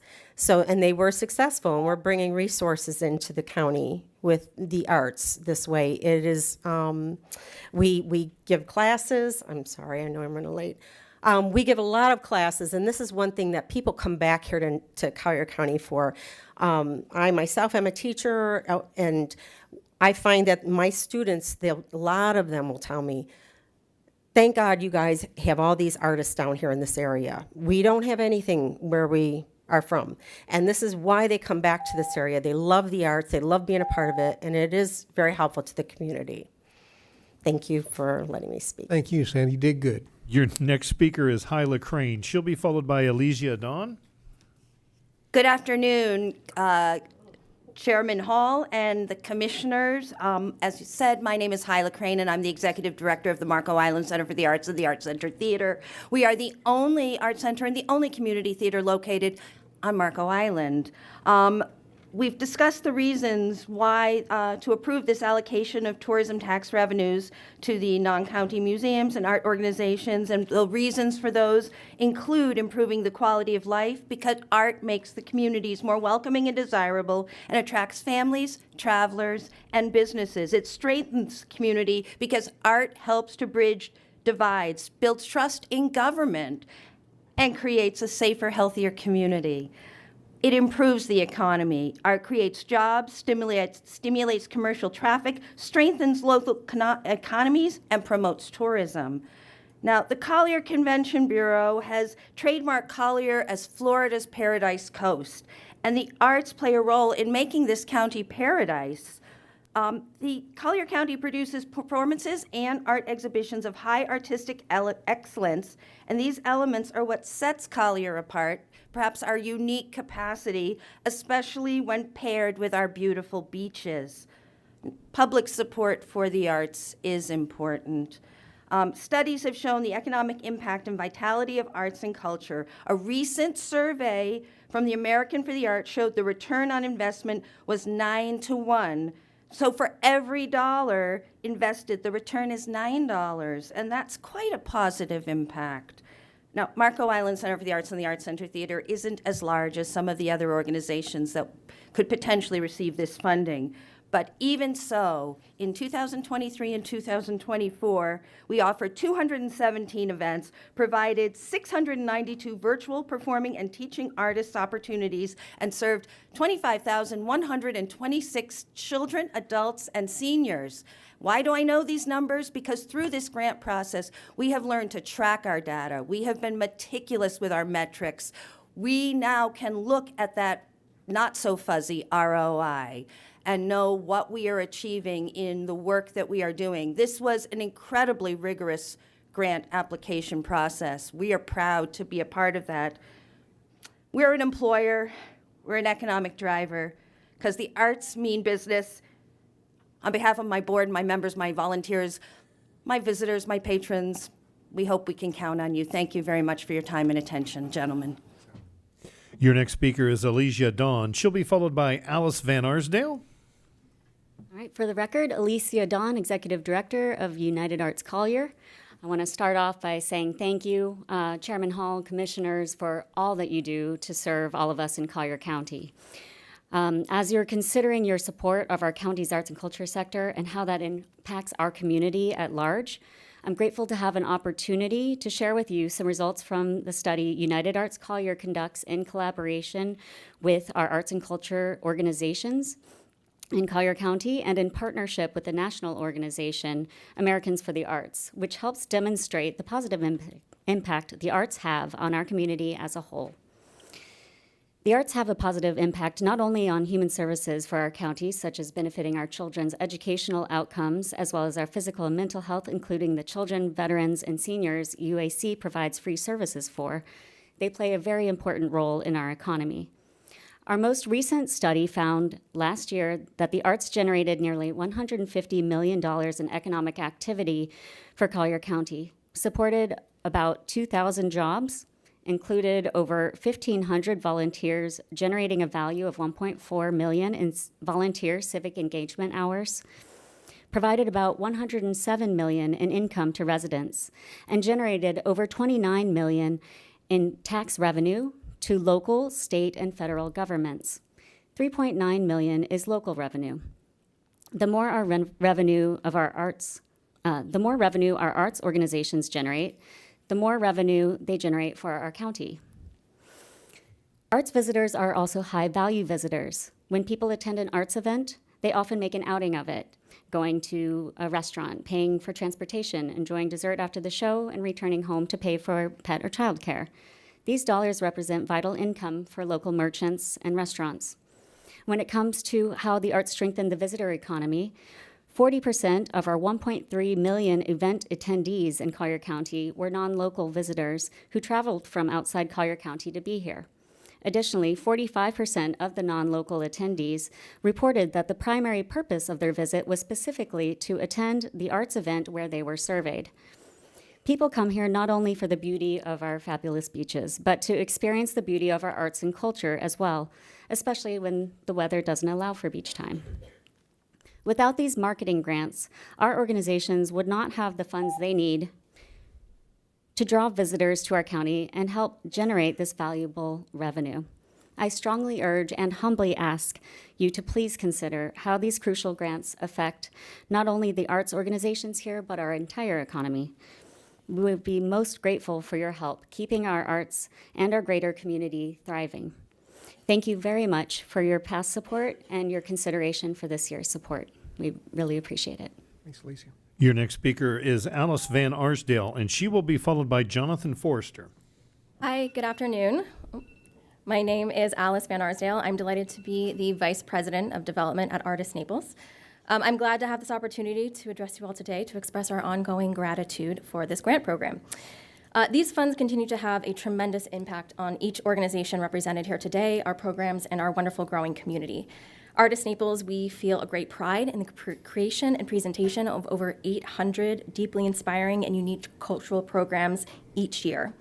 This season, Artis has applied for grant support of 2 exciting programs. This includes the popular Naples International Film Festival, which will be occurring at the end of October, as well as a blockbuster exhibition at the Baker Museum focusing on the influential Mexican-Canadian artist Rafael Lozano Hemmer, on view December through June. We know these programs are deeply moving to both our local and visiting patrons, and we anticipate tens of thousands of visitors across both programs. This engagement speaks to the universality of the arts and how it motivates individuals to connect and understand one another, but also how resources like these are often the deciding factor when it comes to choosing a vacation destination and a new home. To address and assuage some fears and concerns about this application process, we take our application, implementation, and reporting very seriously. We are no stranger to it with our government grants from the local all the way up to the federal level, as well as private foundations. We relish the opportunity to prove impact and to underscore it. That is an entire prong of my role, is to do that with not just you all in this room, but also with our private donors. We, as nonprofits, are stewards of these funds, transferring that into real impact and programs and opportunities. We work very diligently to be clear about where we are spending these funds. We track attendance meticulously and closely, as Hyla mentioned, and we can record who is coming into our halls. We do feel and we do know that we are an asset to this community. We have been in this community for over 30 years now. And despite our size, which I know was mentioned, every nonprofit operates within a hair's breadth of a balanced budget. We are no stranger to having to be nimble to that. We didn't get to where we are without being nimble. We have a dedicated group of fundraisers that work very long hours, especially during season, to seek funds from various diverse revenue streams. But to Commissioner LaCastro's point, we do feel that this partnership yields really strong and tangible results. So as we think about the community and the many priorities that are needed to keep it such a vibrant place to live and visit, we know how much you have to review. We are really grateful for your thoughtful consideration to award funds to these organizations who are dedicated to serving our shared community. Thank you so much. Your next speaker is Jonathan Forster. He'll be followed by Melanie, is this Calnins? Thank you. No, hi, Phil. All right, for the record, Jonathan Forster, I'm the CEO of the Golisano Children's Museum of Naples. And before I start, I want to say thank you to the Commission and the county for its years of support. I know that that's one of the concerns that we have here. So there's a couple points I'd like to just go over that Commissioner Hall and Commissioner LaCastro made earlier. The first is revenue streams, right? I make $8 per person that visits my museum. It costs me $17 to keep it open. So I got to make up that money in a lot of different ways, right? I've got to write grants. I've got to ask people for money. I got to hope that they see the value in what we're doing, just like I hope you see the value in what we're doing. And I think that's our biggest, the thing that we offer as nonprofits is that we have to provide value or we go out of business. We're not here by someone's largesse. Perhaps there are museums in the world with a wonderful benefactor who gives them all their money and says, go forth and do whatever the heck you want. We don't care. We have to be responsive to our community. We have to do the things that our community wants to see. And one of the things they want to see are the traveling exhibits that you all help support. We bring in exhibits from outside museums as per the grant proposal. And we do that so that there are more people that want to come to our community. We spend money advertising in Miami. Why am I advertising in Miami except for that it's part of the TDC grant process? And the hope is that there's some folks that are visiting in Miami that see our ad about what we're doing and they bring their kids and then they stay and have dinner. They get a hotel room. They stay for a couple of days. They stay longer because of arts and culture. The second thing is the transparency part of it. I think the Commissioner LaCastro brought up. Have you guys tried to get money from our esteemed clerk of courts, Ms. Kenzel? No. It's a real hard process by default, right? It's really hard. I have to print out the bank statement. I have to print out the thing that my accountant said paid it. I have to give him a copy of the check and the purchase order, all for each individual expenditure that we come through to get that money. So we are beyond transparent to the point of paper thin see-through. It's an impressive amount of work that we have to do in order to get these funds. So I do appreciate the rules that are required to do that because we want to spend your money well and we want you to know that we're spending your money well. I don't ever want that to change. I want to jump through all of those hoops because I want you guys to feel confident that however I spent that money and however my colleagues spent that money, we did it above board and we did it the right way. And the last thing is about people not necessarily coming for the arts themselves. There is probably no good way to say that specifically, but what we can say is they stay longer. They spend more money in the hotels because they stay 5 days instead of 3 days. They stay a week instead of 5 days. They stay a month in an Airbnb and they pay those taxes. So because they have so many different things that they can do with their families, so many different things that they can do for themselves to enrich their lives. And yeah, we get to spend, as Commissioner Cole said, some other people's money to enrich our community. It's a privilege to be able to figure out how to use those funds best we possibly can. But we get to make Collier County a better place thanks to the people that have come and spent their money here. And so I appreciate all you guys do. Thank you very much. Your next speaker is Melanie Calnins. She'll be followed on Zoom by Susan Suarez. Thank you so much. Yeah, Melanie Calnins. I'm the recent Executive Director of Opera Naples. I just joined a month ago. Very excited to be in this position.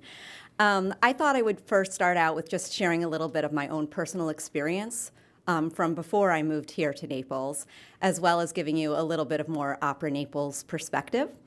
So I moved from Chicago 3 years ago. My husband and I moved down here with our family.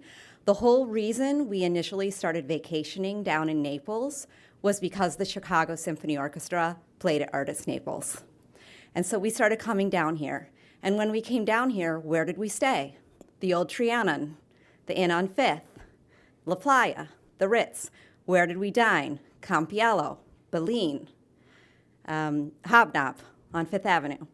So we actively were participating kind of in this tourist activity that we're all talking about today. So when we got down here, we started to learn about how there were all of these other incredible orchestras from around the world that would come and tour down here. So we thought, gosh, wow, we're from Chicago. You know, we're used to huge cultural sophistication. And the fact that these orchestras are performing down here. But then we started to get to know more about the local art scene and how totally culturally vibrant it was. So of course, my husband also had a business interest in moving down here, but certainly a big part of the driver for us deciding to move down here was the fact that even though Naples is not huge, we have an incredible cultural community. So that was just a driver that I wanted to share with you as it relates to my own personal experience. But I also want to talk about Opera Naples specifically. So as many of you have heard, the Luciano Pavarotti Foundation is very excited about partnering with us. They continue to expand their partnership with us every year. And you are probably also aware that the Luciano Pavarotti Foundation is looking to buy a 17-acre piece of county land to continue to grow and expand its presence down here with a beautiful opera house and a beautiful museum. I think the fact that Nicoletta Pavarotti, the widow of the legendary Italian tenor, sees this town for its cultural excellence and wants to build this here speaks to the fact that we, even on an international level, have great cultural significance. So I think, we've talked about a myriad of different survey results that absolutely speak to the fact that we have hard data that shows that hotel activity, restaurant activity absolutely is linked to cultural engagement. But I think we can also see from my own personal anecdotes that, so much of the brand of this town is not just the fact that we are an upscale beach and golf town, but we really do have a great cultural community as well. Thank you. Thank you. Mr. Chair, our final speaker is on Zoom, Suzanne Suarez. Suzanne, wow, I see you've already unmuted. Please go ahead. Hi, thank you. I'm Susan Suarez, and I'm President and CEO of the Holocaust Museum and Cohen Education Center here in Naples. To reiterate, every dollar invested in the arts generates several times that amount in economic impact.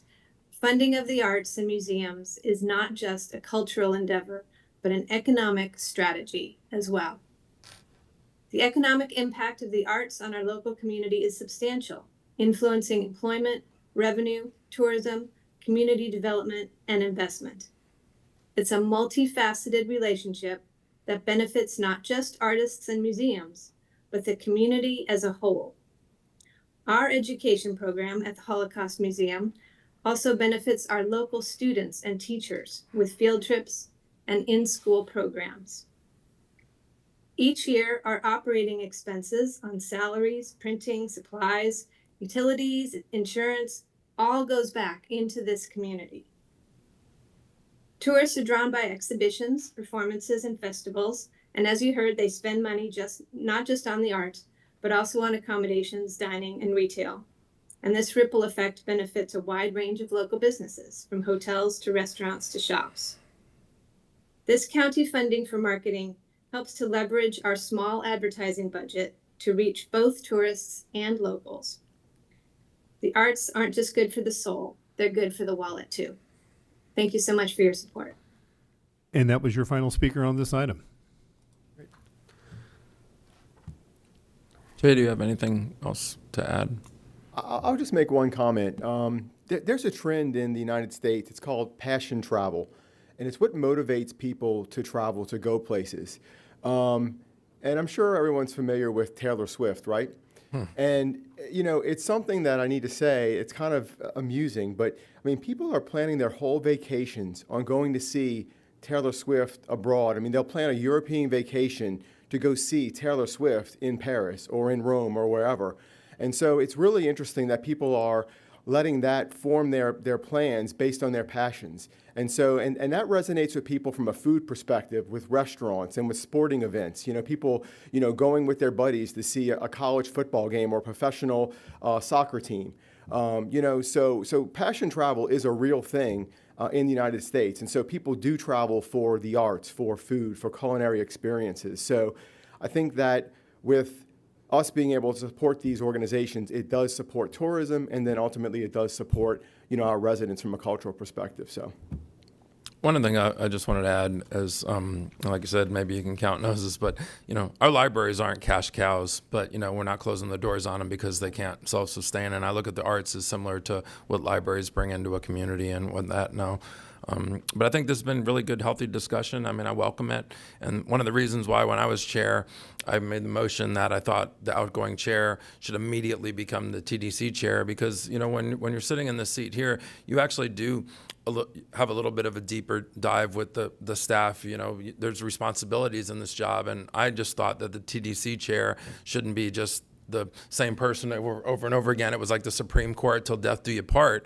That I thought that the most experienced and prepared person, which I feel and is the person who's exiting the seat after a year, would be a very valuable, TDC chair at next, and that we would all get a chance and we'd rotate. Because I remember being the chair of the Affordable Housing Advisory Committee, and when I re-upped for a second year, I remember shortly after that I thought, gosh, how much I'm learning about affordable housing. But if I stay in this job year after year, my colleagues don't get that sort of benefit, and maybe their perspective would change a little bit.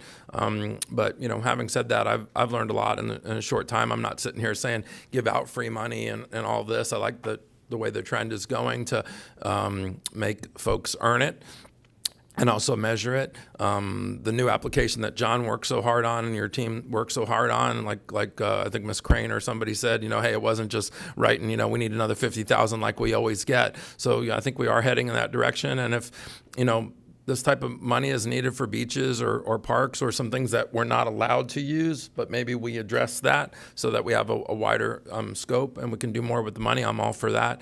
But having said that, I'd like to, just especially as the TDC chair, to confirm that I make a motion that we approve this list as is. And I'm looking for a second. I already did. There you go. Okay, good discussion though, I believe so. Just with one clarification, I was the most qualified to take the chair of the TDC, not you. Oh, Lord.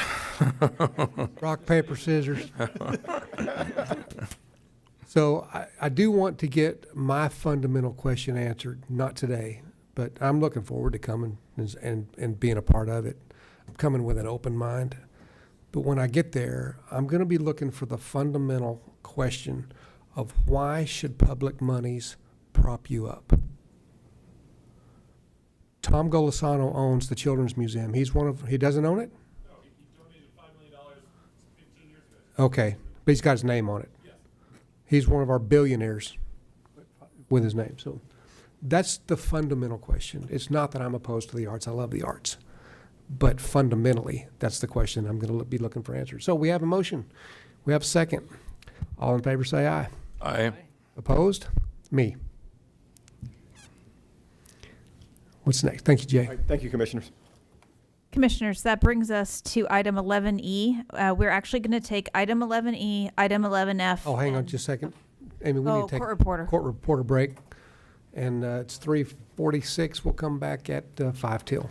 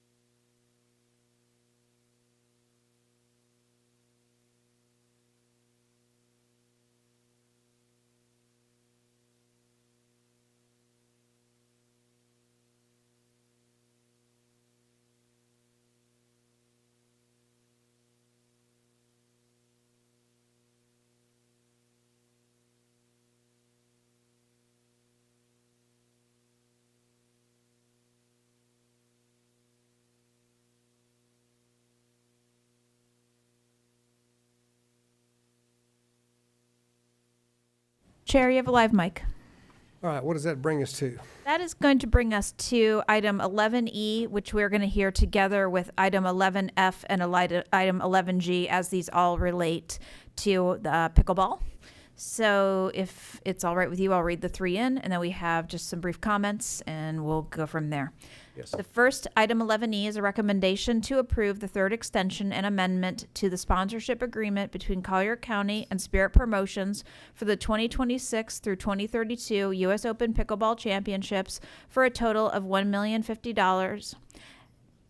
$1,050,000, pardon me, approve the expenditure of up to $1 million for capital improvements at East Naples Community Park, approve an allocation of up to $40,000 for an infrastructure project study for a total of $2,090,000, authorize the chairman to sign the attached agreement, approve any necessary budget amendments, and make a finding that the related expenditure promotes tourism. Item 11F is a recommendation to approve and authorize the chairman to execute a lease agreement between Collier County and Spirit Promotions, LLC for the East Naples Community Park and Sugden Park for hosting the U.S. Open Pickleball Championships and the U.S. Open Pickleball Academy. And item 11G is a recommendation to approve the fourth extension and amendment to agreement number 17-7152, Parks and Recreation Pickleball Concessionaire with Pickleball Enterprises, LLC, doing business as Naples Pickleball Center, to provide a 5-year extension through 2032, clarify agreement terms including public use of courts, maintenance responsibilities, and utility costs, and authorize the chairman to sign the attached amendment. Mr. James Hanrahan, your interim director of Parks and Recreation, is here to begin the presentation. We also have Mr. Tusa still in the room from the tourism aspects of things, and Mr. D is here to talk about the private side. Thank you, County Manager. Mr. Chairman, members of the board, James Hanrahan, interim director for Collier County Parks and Recreation. I'm pleased to provide the board with a comprehensive update on the three key agreements concerning the East Naples Community Park pickleball facilities. As the county manager mentioned, I do have Jay Tusa, tourism director, and Mr. D, executive of Pickleball for America, here. I won't go over these again, but as the county manager mentioned, these are the three that we will be addressing, starting first with 11E, which is the TDC sponsorship approval of the third extension and amendment of the sponsorship agreement with Spirit Promotions for the years 2026 through 2032. As we all know, they currently have a 1 year for 2025. What's great and new about this agreement is that, and Commissioner Hall, Chair Hall mentioned it earlier, declining sponsorship payments beginning with $345,000 in 2025 to $300,000 in 2026, and declining by $50,000 per year, phasing out in 2032. 50-50 shared funding for the construction of a waterproof canopy and a public address system at an estimated cost of $2 million. Spirit Promotions commitment of $1 million, county commitment of $1 million from TDT sources, allocation of $40,000 in TDT funding for the required infrastructure project study, requires a supermajority vote. And if you look at the top picture, it would be the white canopy that would also be waterproof. Currently, the blue canopy we have is not waterproof. Going on to 11F, the lease agreement for Spirit Promotions for the U.S. Open Pickleball Championships. The highlighted details are the lease covers the entire East Naples Community Park Championship, which includes the Welcome Center, all open spaces, indoor spaces, pickleball courts, designated parking areas, plus Sugden for parking. East Naples, we would receive $56,000 for the rent, and Sugden would receive $8,400 during the time, both with a 2.5 annual escalation. Spirit Promotions gets year-round access to a small office and storage area in the Welcome Center. And then now for the Pickleball Academy, 6 to 12 courts for the U.S. Open Pickleball Academy with an annual rent of $21,000 plus a 2.5 annual escalation, as well as 5% of the gross revenue paid to the county. The county will continue to maintain the public restrooms as we already have contracted during the U.S. Open, except during the U.S. Open where they do it the entire time. They pay for all of the cleaning services. Spirits Promotions is responsible for cleaning and the maintenance of the East Naples premises and Sugden Park restrooms during the U.S. Open Championship, as well as maintenance of the pickleball courts, nets, windscreens, fences, and courts resurfacing for the championship and the academy courts. And for 11G, which is the Fourth Amendment extension of the concessionaire agreement, it would extend to 5 years, which would match the other two agreements to 2032. Enhancement of service levels to include expanded youth programs, better league and instructions, food and beverage, including beer, seltzer, and wine. $50,000 paid in utility consideration over the next 3 years, and $30,000 per year thereafter. Currently, we receive $100 per month, so for a total of $1,200 a year. Considerable increase. Concessionaire responsible for maintenance of nets, windscreens, court resurfacing for an estimated county savings of $600,000, and greater number of courts, 6 to 9, and hours of public access. Currently, it is 12 to 5. The amendment allows from 12 p.m. to 10 p.m. on what we're calling the P9 courts, the public use courts. And that is the presentation. Like I mentioned, I have Mr. Tusta and Mr. D here if you guys have any additional questions. They're not going to help you. They promised they would, sir. Commissioner McDaniel. Yeah, and one quick question. Go to the last slide, please, if you can.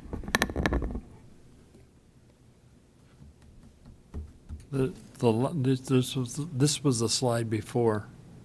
The one before where you were talking about the utility bills. Okay, point 3 on this one? Yes.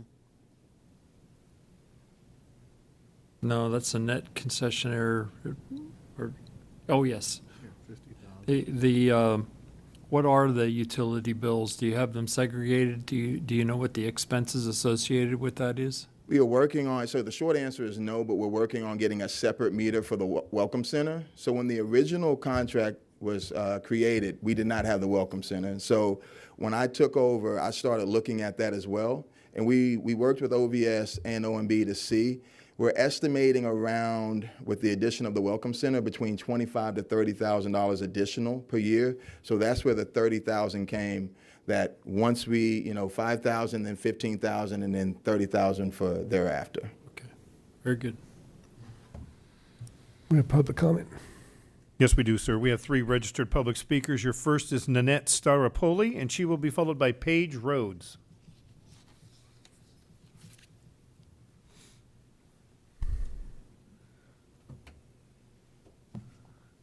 Go ahead. Ready? Good afternoon. Thank you for allowing me the chance to talk about pickleball. So I've been a resident for 30 years, starting in Lee County, and now I live right around the corner from the courts. I'm extremely involved in our community.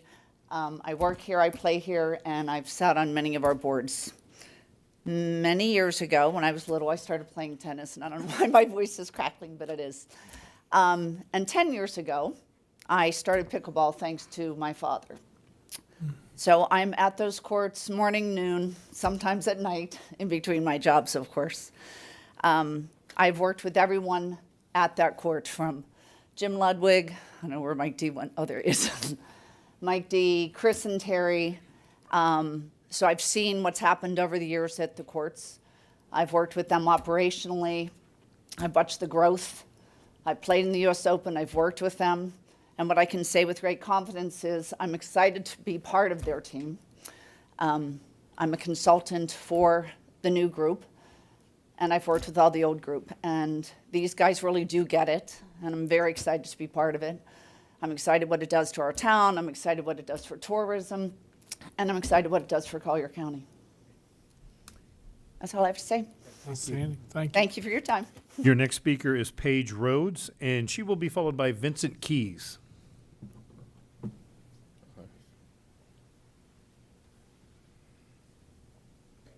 Good afternoon, Commissioners. Thank you for this opportunity. Can you pull that mic a little closer to you, please? Speak with you today, sorry.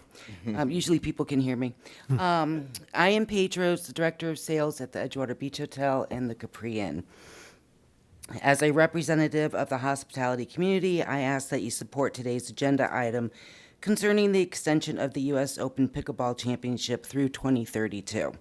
This event brings increased visitors to our hotels during a time that we historically see a slowdown after Easter. We have seen the positive impacts of this event and have seen increased occupancy year over year during the championship dates. The addition of the waterproof canopy is essential to the continued success of the event and will allow residents and visitors to enjoy it as well. I am excited to see the launch of the Pickleball Academy and think this will be a positive addition for our residents as well as attract more guests to our hotels during need times.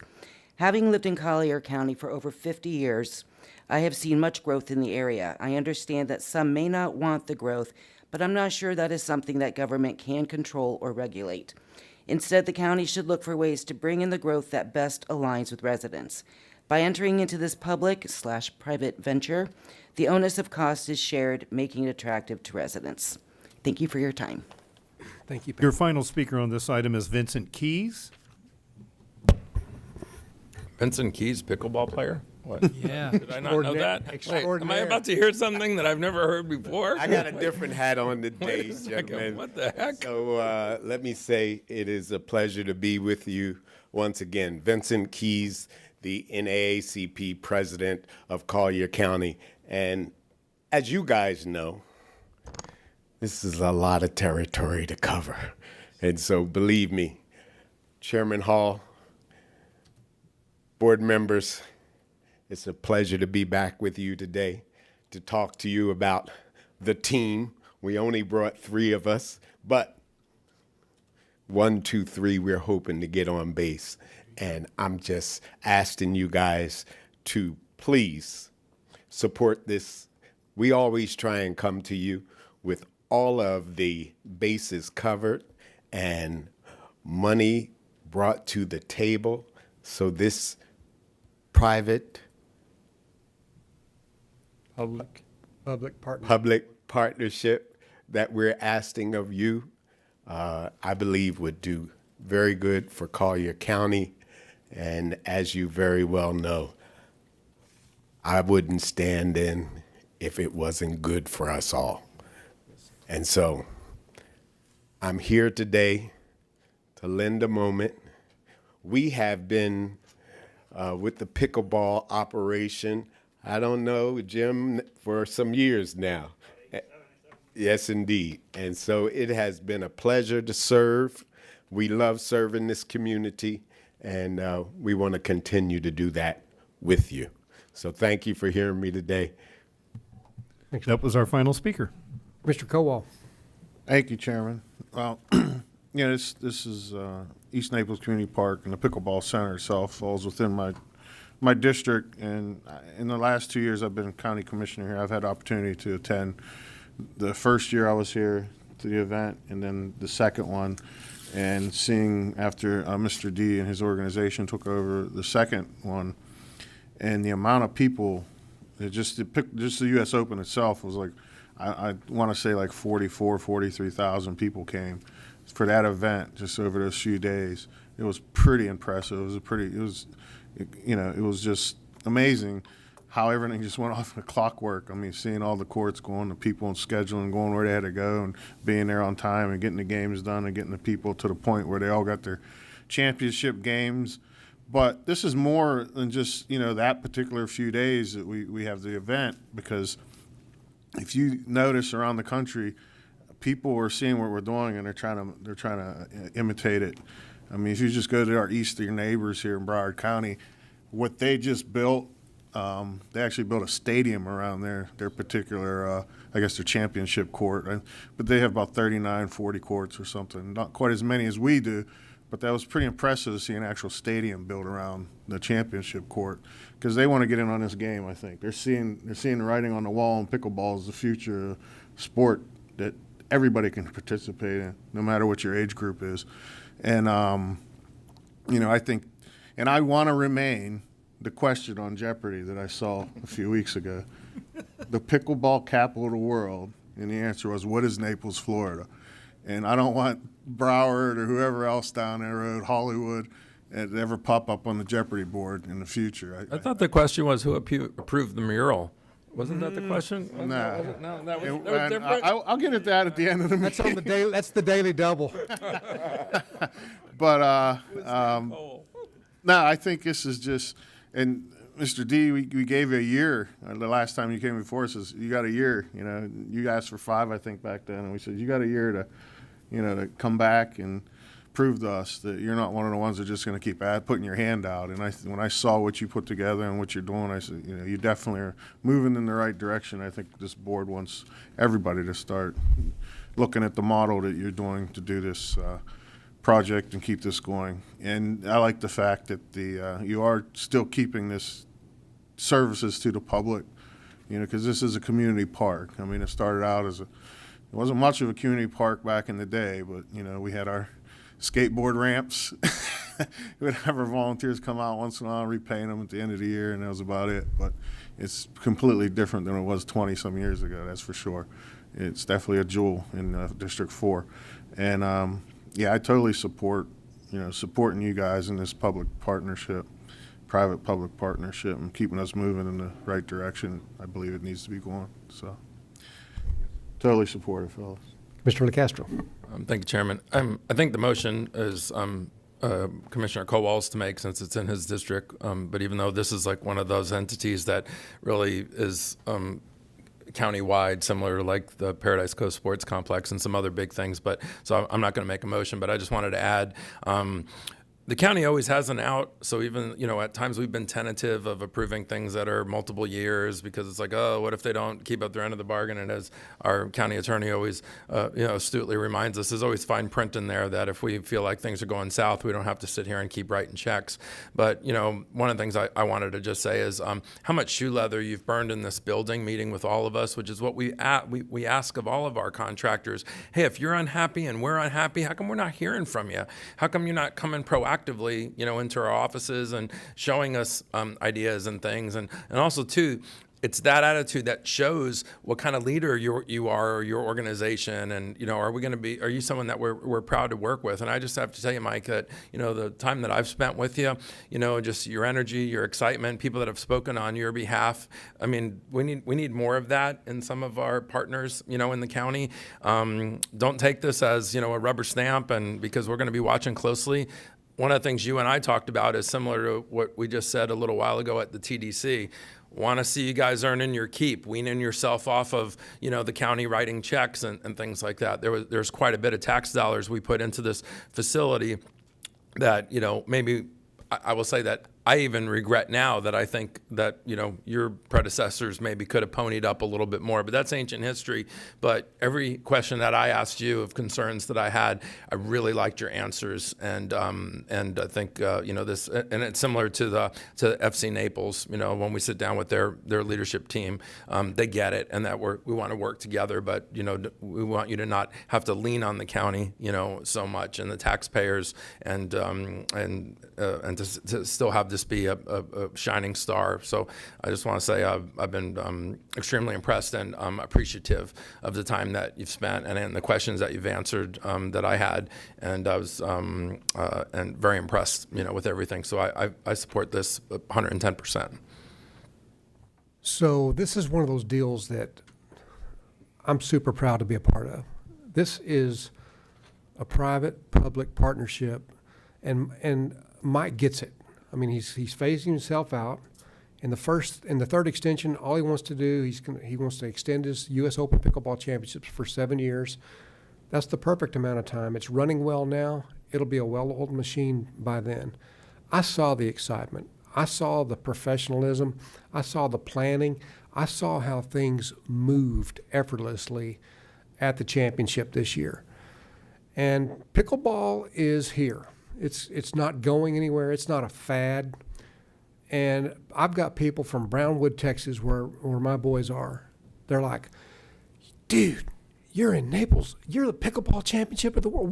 We're playing pickleball here. If they're playing pickleball in Brownwood, Texas, they're playing pickleball everywhere. It never blows less than 25 miles an hour there. So I don't know what kind of balls they're playing with, but he's coming up with. He wants us to pitch in $1 million for a covered stadium, but they're pitching in the other $1 million. They're partnering up with us, and they're building a county asset so that they can operate and be functional and be successful.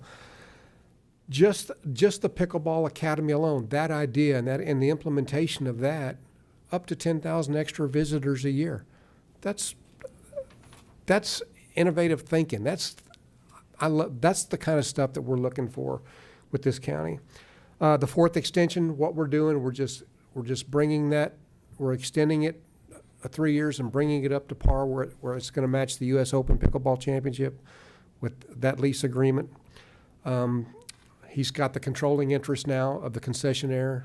We're not going to have to worry about him paying his bills or even wondering about it.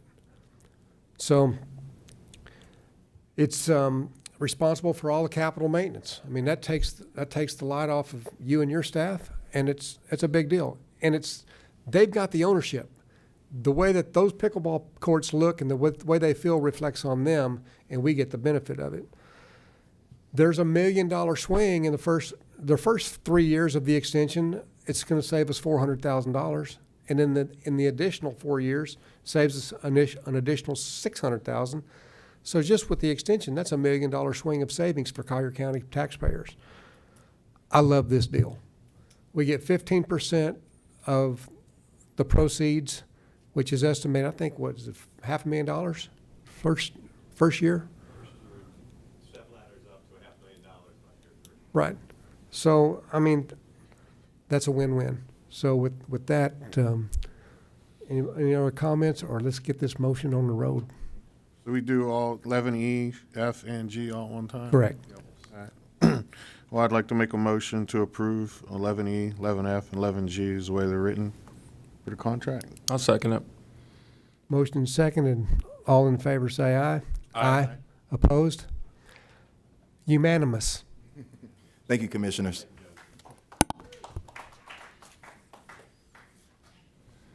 Commissioners, that brings us to item 11H, formerly 16A2. This is a recommendation to approve an agreement for sale and purchase under the Conservation Collier Land Acquisition Program with Mark Radel for a 1.14 acre parcel at a cost of $33,060, and Council Seepersad for a 1.14 acre parcel at a cost of $24,910 for a total cost not to exceed $61,020 inclusive of closing costs. This item is brought to the regular agenda at Commissioner LaCastro's request, and Ms. Jamie Cook, your Director of Development Review, is here to present or answer questions. Mr. LaCastro. Yeah, I'll just set the table a little bit. It was on the consent agenda, but we get beat up so much for what we're not doing with Conservation Collier. Oh, you've raided the fund, and there's not enough money to buy things yet. While we're defending ourselves and correcting the record and separating rumor from fact, we've been buying parcels, left and right, and in some cases not. But we've been having, discussions up here. So one of the reasons why I wanted to pull it is as a good news story, and say unless there's a commissioner that has an issue with the parcel. I mean, if Ms. Cook wants to go through and, she already answered the questions for me, but I wanted to bring her to the podium again to send the signal to the public of how often we've been talking about Conservation Collier, regardless of what's in the fund or not.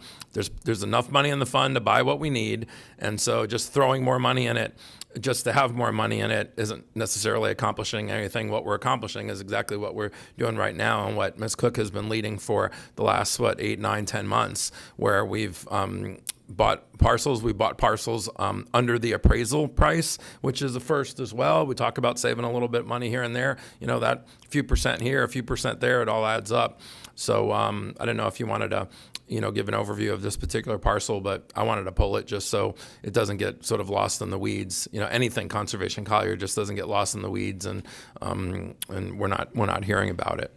Sure, I'm happy to go through the presentation if you'd all like me to do so. I don't know that that's necessary, but I do want to make another comment based on what Commissioner LaCastro just said. We are buying these little parcels and these little pieces as infills for the larger picture. And because we're buying so many of them, we're establishing our own market. We are the comparable sales for some of these parcels. I would like to see us see what happens if we make an offer at 50% on the dollar and see what happens, because I don't think that you're going to find that anybody else there's no other buyers. And we would be able to purchase just as many parcels at half the price and stretch those dollars even further. I'm not saying I want to make that, do that like a directive, but I would be very interested in knowing and see what happens if we did that, or at least what the appraisal price less the mitigation cost on these wetlands, where there's really no other choice. And if we're going to buy them, I'd be happy to. I'd just be interested in seeing what happens. And if it works, great. And if it doesn't, we can always pay 10% below appraisal. And if there's no other questions, I wanted to make a motion to approve the purchase of these parcels.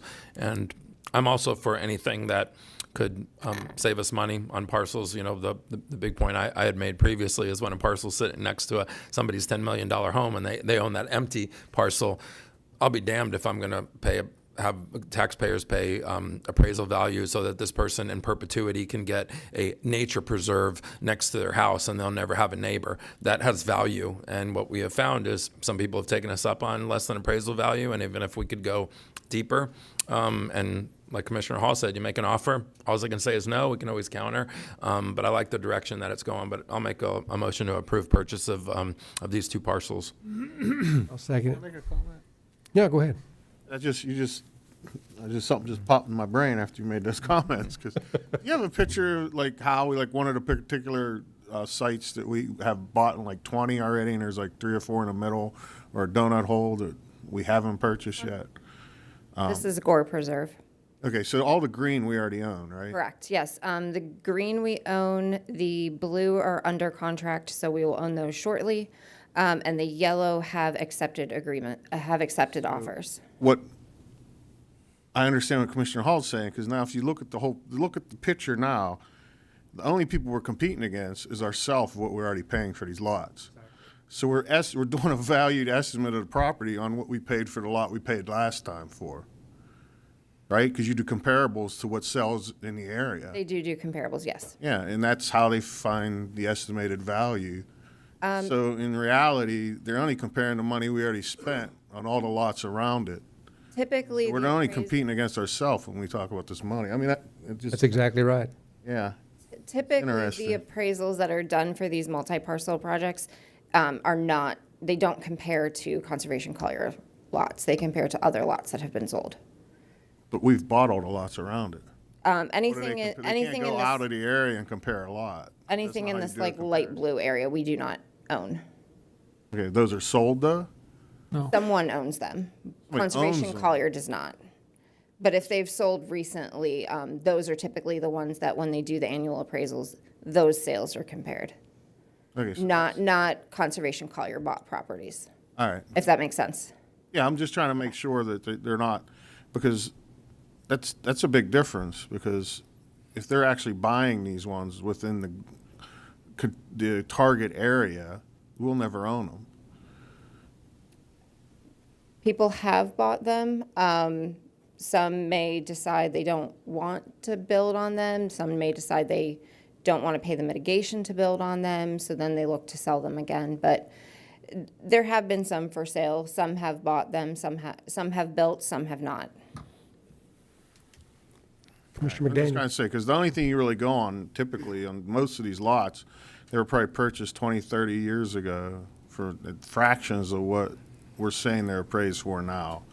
And then when we're comparing the prices, what we paid for the ones around the ones we're trying to buy in the middle of the donut hole, you're saying we don't use any of that in the comparison. We use some other person that bought property in the same general area. Correct, yes. Okay. Commissioner McDaniel. The caution that I'm going to offer up is,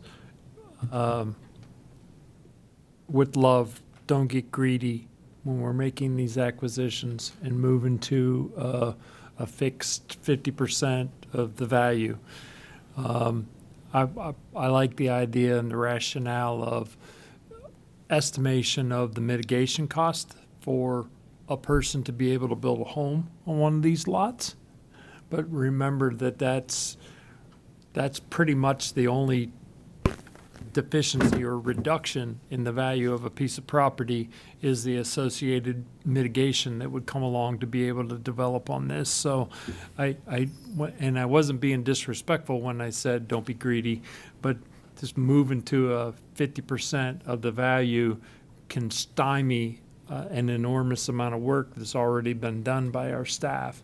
It wasn't meant as an overall directive. Okay. Just take some of this stuff that's solid wetlands that there is no market for. Throw out there 50 cents on the dollar. See what happens. You look scared when I say that. I'm not scared. Okay. I don't scare easily, sir. Don't be. She gets to do what she gets to do no matter what we do, whether we buy it or whether we don't. It's just, my statement just had to do with the fact that we just don't want to get in, we don't want to get greedy with regard, we've already done really good things already in reducing what we're in fact paying now. Keep up the good work. Commissioner Saunders. Thank you. How many years have we been buying conservation lands in this particular location, in the Gore? Since 2018. Okay, so for 6 years, we've been buying parcels. How much has the price gone up since you started? You know, the first parcels you bought in 2018, is that what you said? Yes. Compared to today? The first parcels in Gore, I believe it was about 170 acres that was bought, so it was several $1 million back then. No, but I'm talking about the individual lots that you've been buying. They've actually decreased.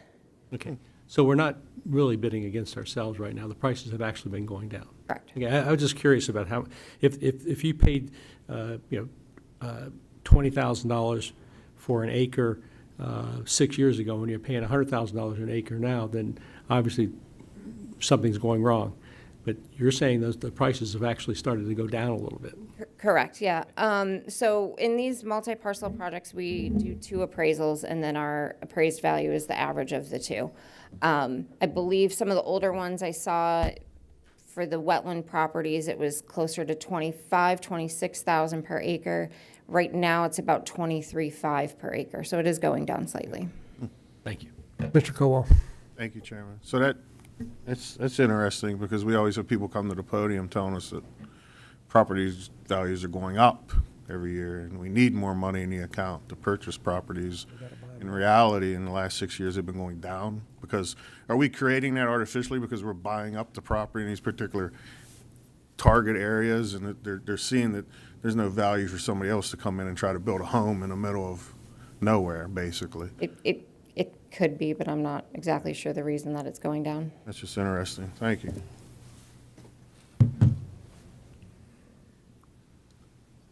Okay. We have a motion. Made a motion. Did anyone Second. make a motion and a second? Right, all in favor say aye. Aye. Thank you. Commissioners, that brings us to item 11I, which is formerly 16D5. This is a recommendation to approve and authorize the chairman to sign a low-income pool letter of agreement with the Agency for Healthcare Administration in the amount not to exceed $1,719,499.44 to participate in the Medicaid Central Receiving Facility Low-Income Pool Program, generating $2,295,209 in federal matching funds for the benefit of David Lawrence Mental Health Center to assist in meeting the state-required match obligation and authorize necessary budget amendments to the FY25 budget in the amount of $303,999.44.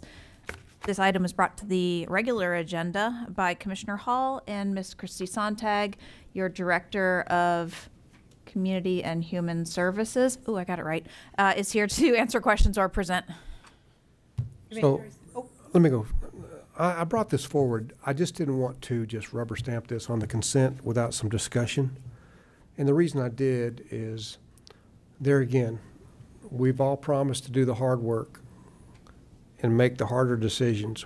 And we're not talking about TDT money. We're talking about tax money now, general fund money.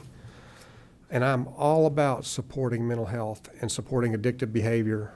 I'm all about that. But as far as being a public steward of money, I wanted to bring this back and talk about it. Last year, we had surtax money that we gave them $25 to $30 million to build the central receiving facility. I personally don't know where we are in the process with that right now. We were also presented with furniture, fixtures, and equipment of a shortage of $4 million, and I don't know where we're at with that right now either. That was a deficit for operations. And I said at the time that they needed to figure that out. Well, this proposal, this agenda item says we want to give them $1.7 million so that they can get some federal grant money to match. And by state statute, we're allowed to give them that money as raising local money. But I don't necessarily see where the taxpayers of Collier County have to be the whole local money. And I'm willing to give what's fair. And if we determine it's 1.7 million, so be it. But I wanted to bring this up and talk about it before we just rubber stamped it as this is just something that's good to do, and they're expecting it. And I hope you hear my heart, Scott, about this. And so I welcome the discussion. Commissioner McDaniel. On that note, my understanding is that this is the contribution that we make to DLC in order to allow them to qualify for the funding from the feds and the state with regard to the Medicaid care. And it necessarily is something we have to do. After we're done with this agenda item with regard to DLC, under Commissioner comments, we're going to have a discussion about the other items that you broached with regard to the construction of the facility and the FF&E and ongoing operations. So if you want to have a presentation on this, or you want a motion on this for. No, I wanted the discussion, and basically my whole point was, why do the taxpayers have to qualify as the local contribution for the match?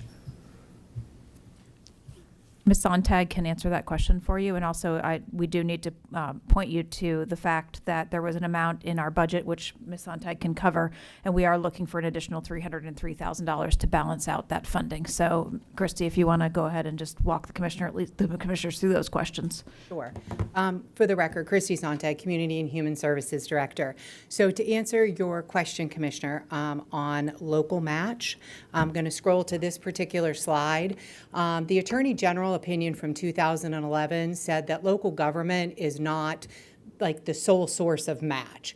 So local can be any one of those that I've listed off to the side, which would be client fees, volunteer hours, local government, municipalities, donations, in kind. So what the Florida statute actually states is that local government is required to come up with the difference. So if, for example, David Lawrence Center's match this year is $2.3 million. Okay, that's what the state has said they're required to come up with. So I'm going to use a very simple math example at the bottom. So if the match is $1 million and all those other sources in that list I provided were $470,000, you as a commission would only be responsible for $530,000. So hopefully that answers your question about local match and what local match is. So are there any other sources toward the match that we would have to fill the difference of? Or are you saying the difference is the $303,000? No, currently David Lawrence Center's required match is $2.3 million.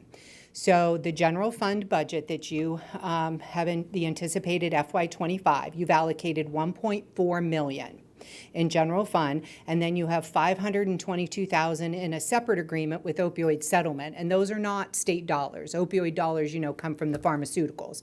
So if we combine that together, we get to $1.9 million. And what the David Lawrence Center is proposing is, let me get there. The $1.7 million generates $2.2 million from the feds, which gets them to $4 million. That $2 million is not, it's federal money, so it can't count toward their $2 million. So right now, if you just went with the $1.4 million, you would generate $1.8 in federal match. So the David Lawrence Center would receive a check for $3.3 million, okay? But again, if you take the 1.4, add it to the 5, 22, you come to 1.9, so they're a little short. However, they do have contracts with the sheriff's department.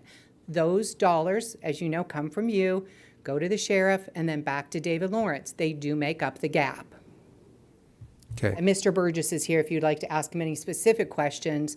I have his financials from 22, which show they received 8,000 in patient, or 8 million patient revenue. I would like to make a motion to approve the funding at what we have budgeted at the 1.415.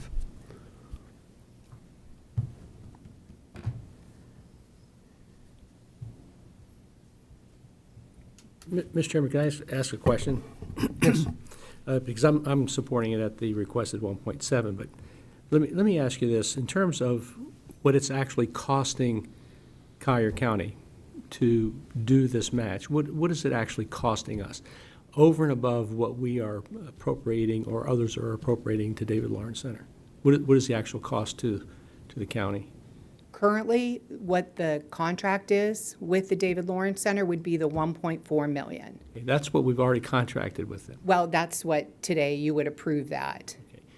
If we weren't talking about low-income pool, would we still be spending the 1.4 million? Well, you would be required to come up with some match by Florida statute. So if David Lawrence Center, you could ask them, you know, how much have you received from other sources? And then it would be up to you as a commission, you'd have to make up that difference. Because my understanding of the low-income pool is that if we're appropriating dollars for David Lawrence Center or there's other matching dollars, we simply are a conduit in order to get a federal match. That we're not actually spending local dollars over and above what we would normally be spending anyway. And I'm not sure if I'm clear on that question, but Mr. Burgess is sort of shaking his head. Maybe we can get some clarification. Because I understand where Commissioner Hall is coming from, that you know, we're expending all these dollars, but I think we're expending them anyway, and now we're just expending them in a way that gets a federal match. A bigger match. Multiply those funds. A bigger match. For the record, Scott Burgess, the CEO of the David Lawrence Centers. Thank you so much for having me here, and I'm happy to answer any questions. I'm hoping that I can convey this. It does get a little complicated with the federal and the state rules. But to speak on a macro level first, 70% of the folks that come to David Lawrence Centers are underinsured or uninsured. So by the virtue of the fact that we have so many people in Collier County that are coming us for care that don't have an ability to pay, we run a high amount of charity care. The low-income pool is a federal program to help match local dollars in order to help take care of some of that uncompensated care. At David Lawrence Center, it's a significant number. Outside of Collier County revenue that you're providing, that's about 5% of our total budget. 95% of our budget is non-Collier general revenue funds. So this amount that we're requesting, the 1.7 million, will allow us to be able to garner additional federal funds. And with those funds all together, that will help us have a break-even budget. So I hope that helps, and if there's additional clarification or specific questions, I'm happy to answer those. Commissioner Kowal. Thank you, Chairman. The Director, you sit on the board with us over at the Public Safety Committee. Yes, sir. And I know we had, the last particular meeting we had, we lost the grant. Yes, sir, we did. We did, right? Mm-hmm. And the reason we lost the grant was because David Lawrence pulled out. Was that the language, or how did that happen? You remember? It's the Criminal Justice, Mental Health, and Substance Abuse Grant. So David Lawrence Center no longer wanted to be a partner in that grant with the Sheriff's Office, and they did pull out. They were going to be a subcontractor to the Sheriff's Office. We believe that the reason that we scored so low based on the scoring sheets was it lacked a transition to your local community mental health provider. So when we submitted our grant application without the mental health health provider, we didn't score as well. And that was for the medication-assisted treatment program that's run through the jail. The MAP program. Yep, and that, award was 1.2 million, that no longer will come to the county. And because you want to offset, I understand the 1.4 is in there, we agreed upon that. But you want to offset to get to this 1.7 is with the 499, which is the opiate settlement money, correct? No, so we're asking for an increase in general fund of 304, give or take, 303,999.44 to be exact. So what we're doing is we're asking to get to this 1.7. Your budget has 1.4. We're asking you today for an additional 303 out of the general fund. In addition, David Lawrence will have a contract for 522 of opioid settlement. So if you gave them the 1.7, then they also have a 500,000. So if you put it together, you're at what, 2.2 million, sorry. Are we going to discontinue our MAP program in the jail? Actually, no. We will be bringing an agreement to you for approval in the month of October for the Collier County Sheriff's Office for opioid settlement for them to continue the MAP program. So that'll pay for the nursing staff. It will pay for any ancillary, incidental expenses plus the actual medication. But that's directly from the county to the sheriff with opioid settlement. But we would have received the 1 point whatever million through the grant. Yeah, we won't, yeah. Commissioner Castro. Consequences. I'm comfortable with the 1.4. I fully support the 1.7, and I think actually Scott's wrong when he says that if he gets the full amount and he does all the math, he's going to break even. I think David Lawrence Center operates on a shoestring as mental health needs increase in this community exponentially, but we continue to squeeze and cut, and they're going to come to us here in the future for wanting to build something else on their property, and of course a whole bunch of people aren't going to want that, and it just becomes a very challenging job that you have at DLC. I look at this as an investment so that you can get maximum dollars that I think are needed. I've been on the customer side, I guess, or maybe that's like the wrong term, but when I was at Physicians Regional, I had you on speed dial, and I sent you plenty of those people with no insurance, and you took them every single time. So I know how expensive it is to operate a mental health facility. I know how hard you work to get donations and other sources of income. So you're definitely not a person that comes to this meeting with your hand out and your hat out.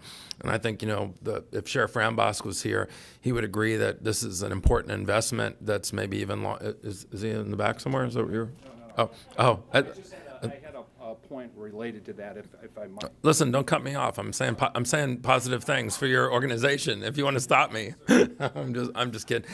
But I support the full amount because I think I know that it leads to you being able to go for a maximum amount, and I don't. The difference is significant, hundreds of thousands of dollars, but I think in the big scheme of things, your organization's already been squeezed so much. NCH no longer does mental health care, and I could go on and on of how much has been dumped on David Lawrence Center. I look at this and say, I want you to have the full support of the county behind you at the requested amount, so that then you can do your due diligence and bring back even more to provide outstanding service that is heavily tapped in this community. So I support the 1.7. Commissioner McDaniel. Yes, and I agree. The increase up to the 1.7 will allow for the maximum amount from the feds from a contribution standpoint. So, and I do as well consider it an investment in our community. We've had the sheriff here multiple times and talked about the cost offset associated with housing, care, programming, everything else along those lines. And so I support the full amount for the 1.7 request. Well, I had a motion that failed for a second, so Commissioner Saunders. I support the full amount, also the 1.7. So I'll make that motion unless somebody already has. Go ahead. I'll second it. All right, got a motion and a second for the 1.7. All in favor say aye. Aye. Opposed? Aye. Motion passed. And could you, maybe this is for the county attorney, could you at some point provide me some information on how the low-income pool actually works? I think there's some misinformation, either I misunderstand it or, so. I'd be happy to, sir.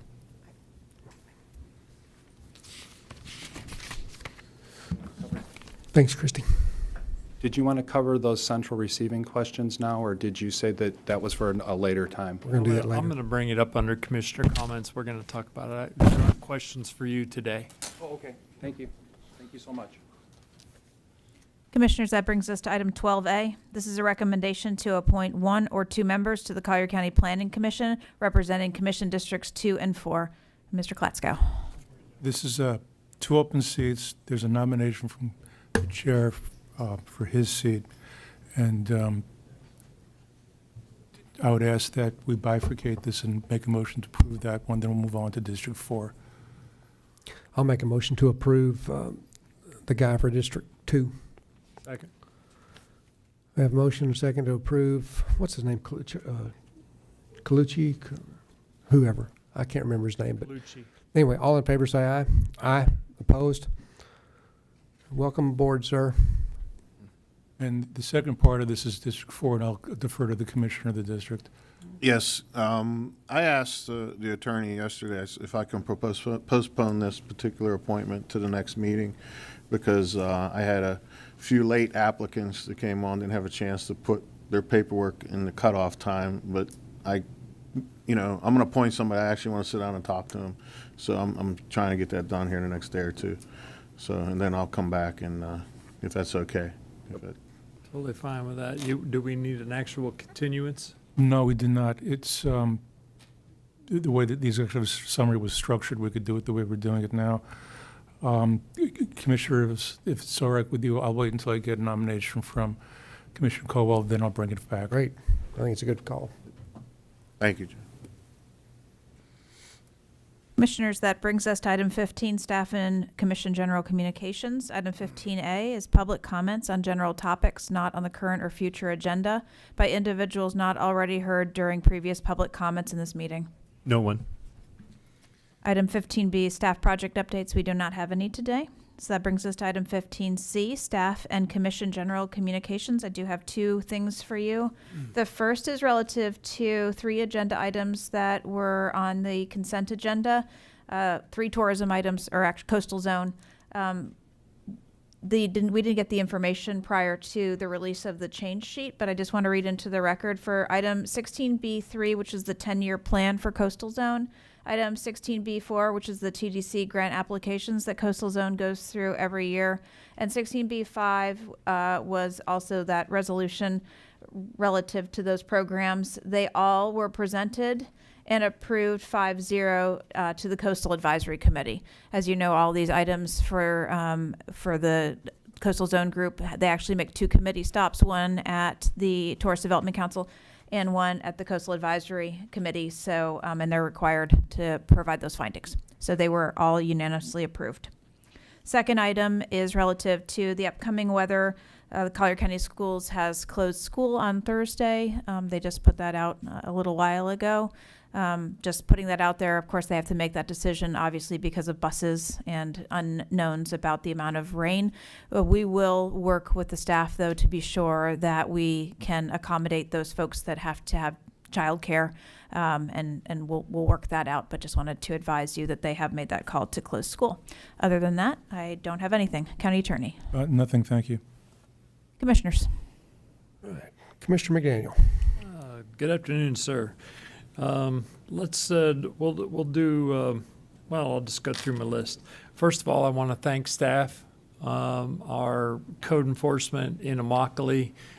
They have had 2 community cleanups that have been enormously successful, and our folks at the CRA in Immokalee, in cooperation with the Sheriff's Department, have done a yeoman's job out there. And I just wanted to say thank you, Amy, for the support that's been given to that community.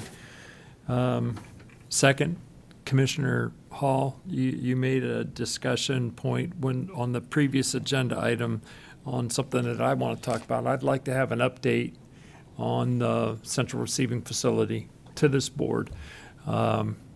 There's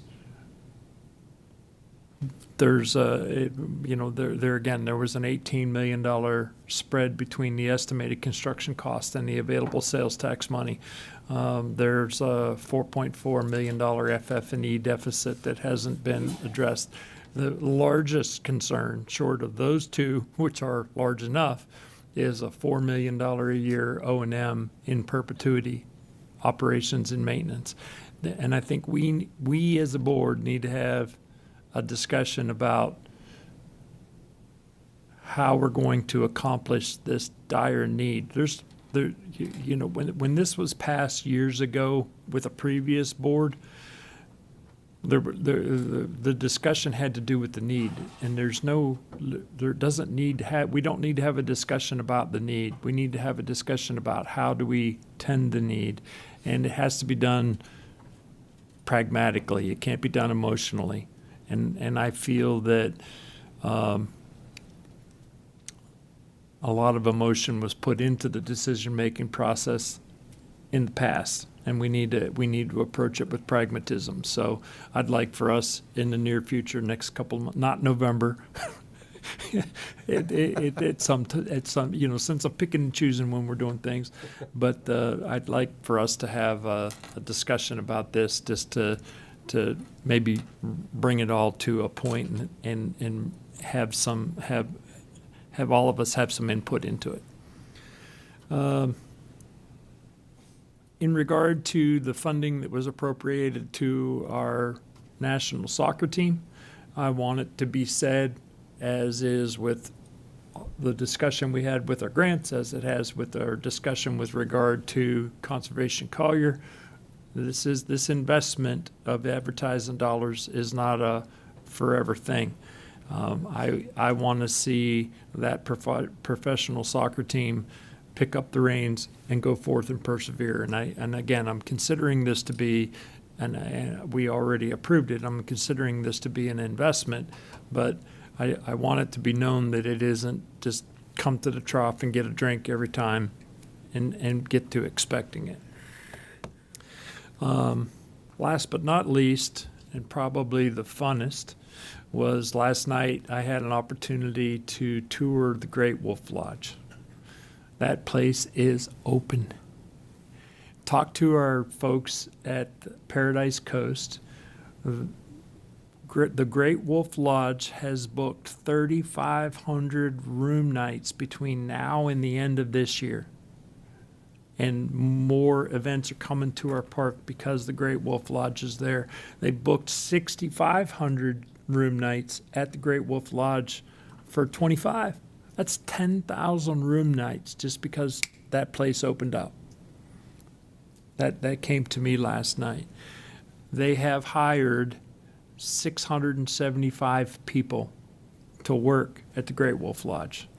675, and that's up 75 from the jobs that they had prophesied when that transaction first came to us. And then just recently, Jason, the general manager over there, purchased 800 memberships to our gym at Paradise Coast Park to be able to offer up to both guests and employees that are working there. So the cooperation between Paradise Coast Park and the Great Wolf Lodge has already, and they've only been open like 3 or 4 days. The grand opening isn't until the first part of October, and they're full. I mean, they have a total of, they haven't opened up the last 2 floors. They have 375 rooms that are available for utilization right now, and they're booked up. So I'm really pleased with how the organization is operated.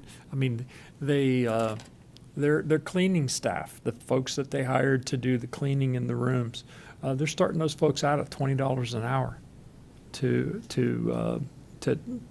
take care of the cleaning of the inside of the facility. So if you get the opportunity, go and visit, because it's a hopping place. It's an amazing facility.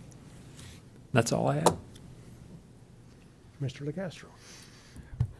I'm glad to hear what an amazing overnight automatic success Great Wolf Lodge has become. So I'm glad we paid them to convince them to come here.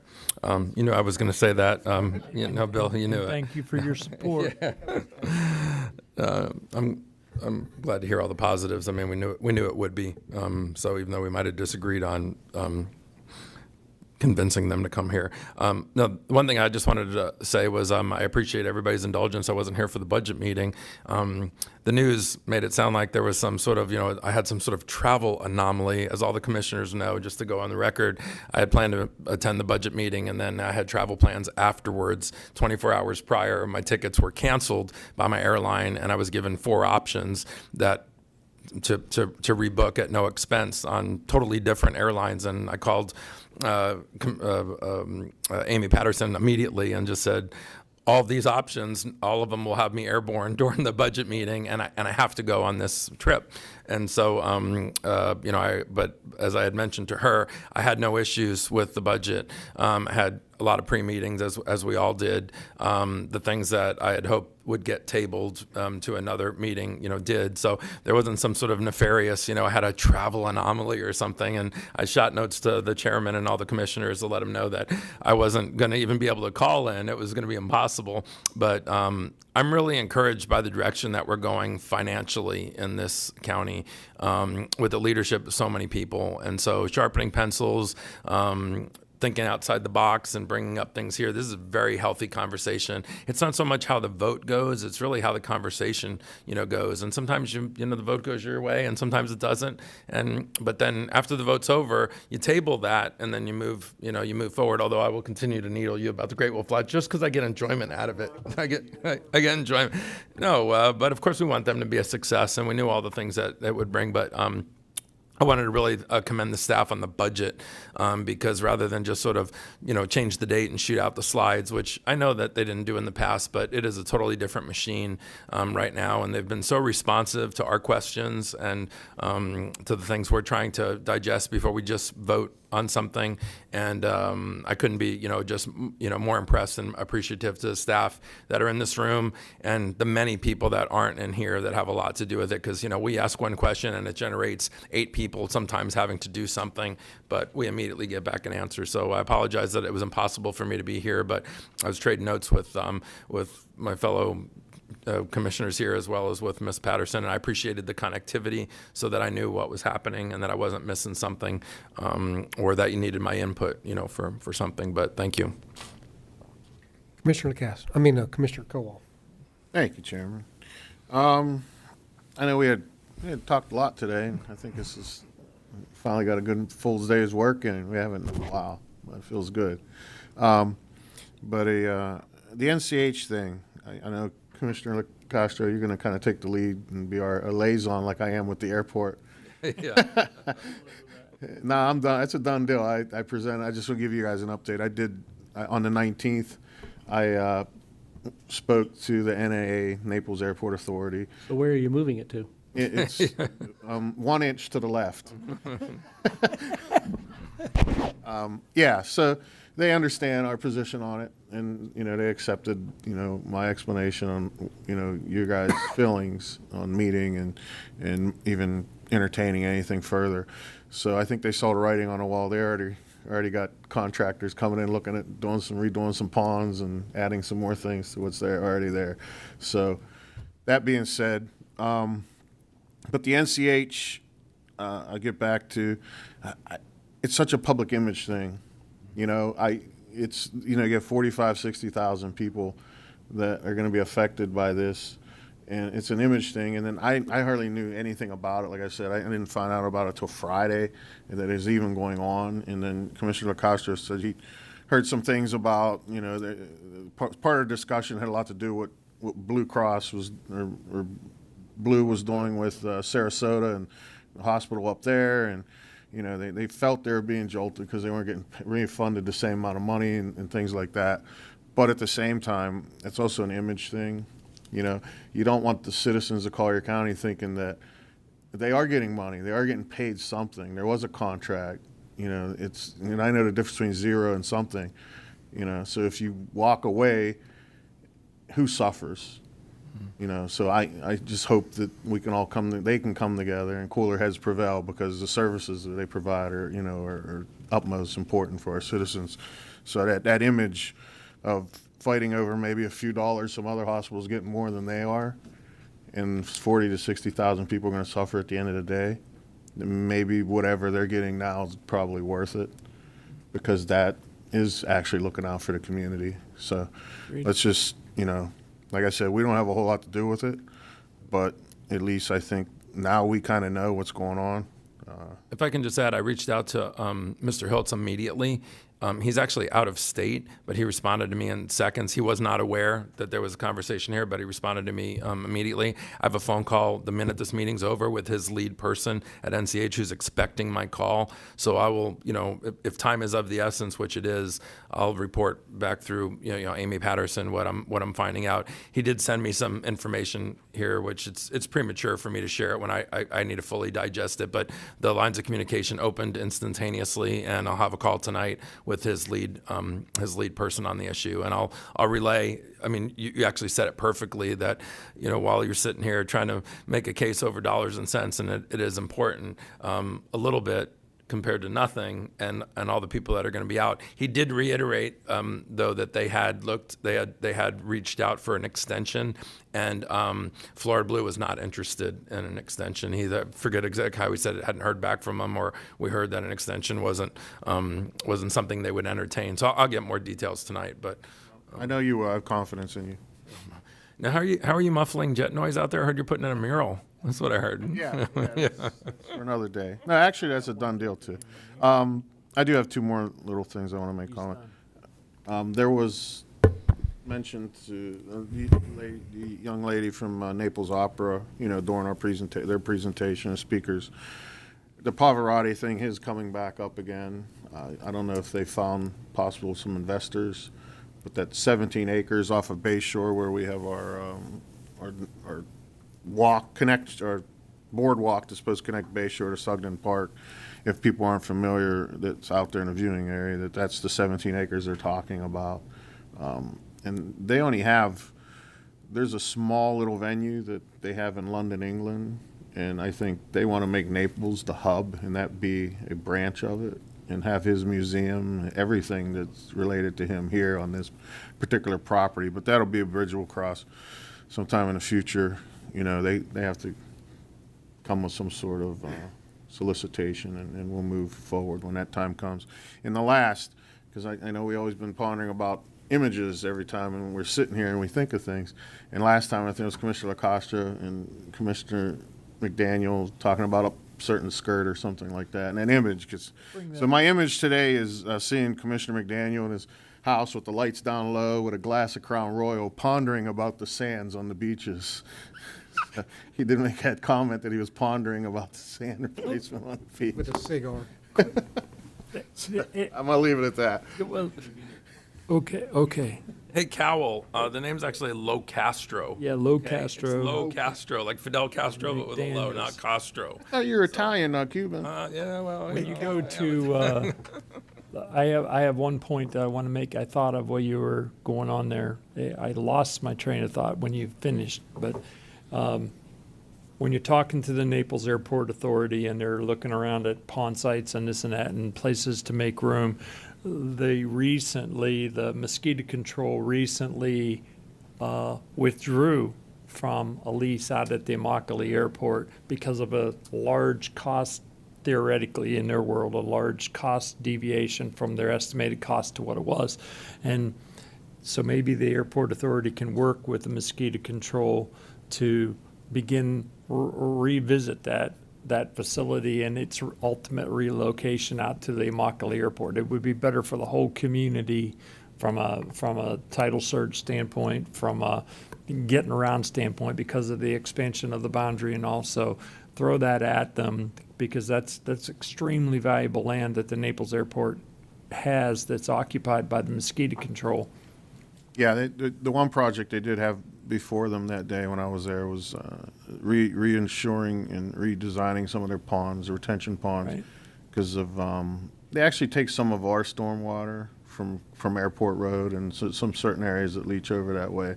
So they're excited about, and they're also looking at some of the parcels they have on the front of Airport Road, of possibly putting some commercial property and leasing it out to like restaurants. Actually talking about maybe a small hotel for the pilots. Oh, cool. Because the pilots, at times when they come in late, to hold to the curfew issue that they have there, because they can't fly out after a certain hour if they're not actually in, held up for something. They usually have to find lodging, and they're not budgeted to actually stay, like some of our hotels here.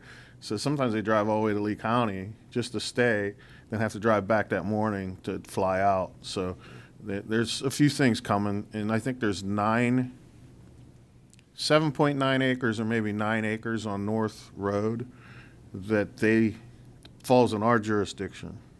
Oh.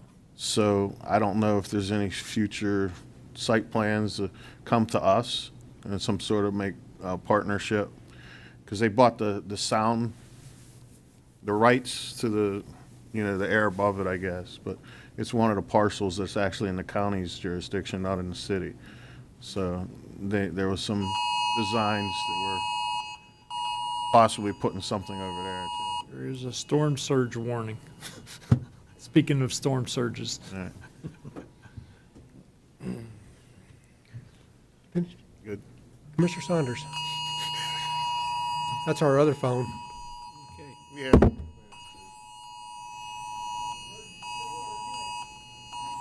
Where's Dan Summers? Everybody's just on silent. It overrides the silent button. Watch is Yeah, it going overrides off. it, yeah. I've only got one item. I want to, Oh. Sorry. well, at least we know everything works. That's the good news. I want to extend the free adoption Crazy. at our DAS facility until the end of November. Right now, I think the free adoptions ends at the end of September. And from what I understand from my conversation with Jamie French, this will help keep the number of animals in the facilities at a lower level until we're finished with the work on building number 5.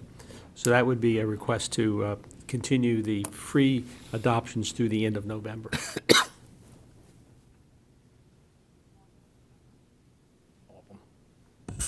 Thank you, Commissioner. For the record, Jamie French. My shirt just says Collier County on it these days, with Growth Management Community Development. We are scheduled to be done with Building 5 probably by the end of December. With the Christmas holiday coming up, we believe that reinstating those adoption fees, and we'll have something back to you hopefully by then, to reestablish what a good adoption fee would be, that the county would be able to recover part of their costs while still promoting that animal awareness with regards to these shelter pets really needing homes.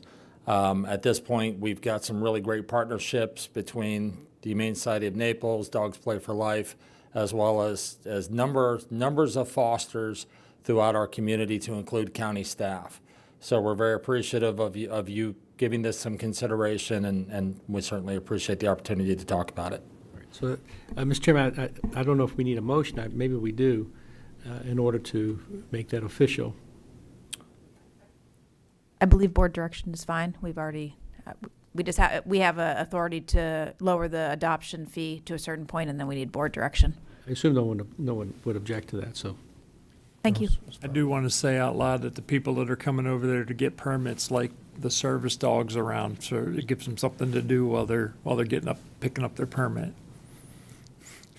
We do have a lot of dogs at Growth Management these days. Yes, you do. Yes. Great. I have just one thing. First of all, I feel like I'm the bad guy, and I don't want to be the bad guy to the public. When I come out and I say I don't want to fund all of that arts money, it has nothing to do with the arts. It has to do with, I want them taking responsibility for raising their money and taking responsibility for their business. I agree, we can prop them up, and it's wise to prop them up, but all the time for whatever they want, I was just fundamentally, but I didn't want to come across as I'm anti-arts, because I'm not at all. Be in the paper tomorrow. Yeah, I know. I think, I don't disagree with you at all, but I think if we're going to start talking about reducing those appropriations, we should do that very early on in the budget process. So we're not really at the last minute where they have relied on that. So maybe if we start letting them know in March. We'll start letting them know in January. Yeah. January. Well, they may know now. They're getting the message right now, and that's where we ran into last year when the previous ED was up there. It was these people. Some of these people had already gone out and committed these grants and hadn't been approved by the board.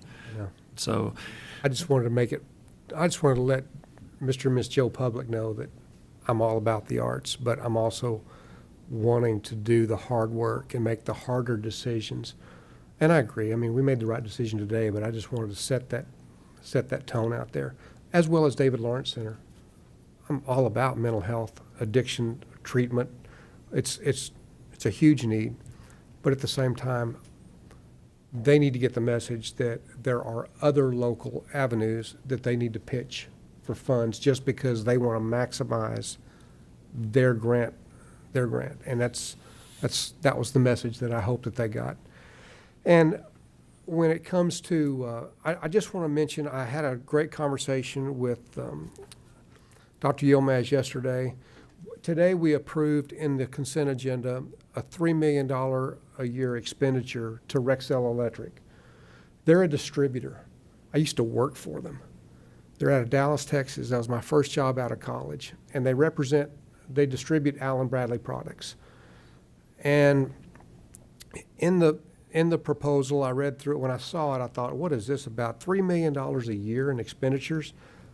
That's a lot of money in the electrical supply business. That's $250,000 a month on average. And an $80,000 order was a large order back 30 years ago. So, give it a little bit of inflation. But in that, there's things that we don't want to, the things like the variable frequency drives, the programmable logic controllers, the PLC input-output cards, those things we have to buy from Allen Bradley. They're the cream of the crop. There's nothing better. We want Allen Bradley products in for those things. But as far as the control panels, the Hoffman boxes, the motor control centers, the push buttons, the contacts, those things we can negotiate. Now, we talked about standardization, and standardization is important, but we don't want Allen Bradley to know that standardization is important. In that proposal that we okayed, we're actually paying the distributor salespeople to fly here to do the training when they ought to be doing the training on their dime for us using their products. So as we negotiate these things with some of these manufacturers and these distributors, I would like to see us posture ourselves a little different. If they think that we're going to go out for bid for other products that we can live by, they're going to panic. They're not going to want that.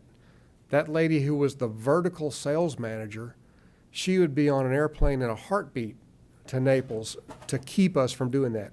I looked at the discounts from list price. The greatest discount that they give us is 13%. I know from being in the business, for motor control products, you can discount, they'd discount at 75, 70% at that kind of money. Allen Bradley is very territorial, meaning they control their prices very well.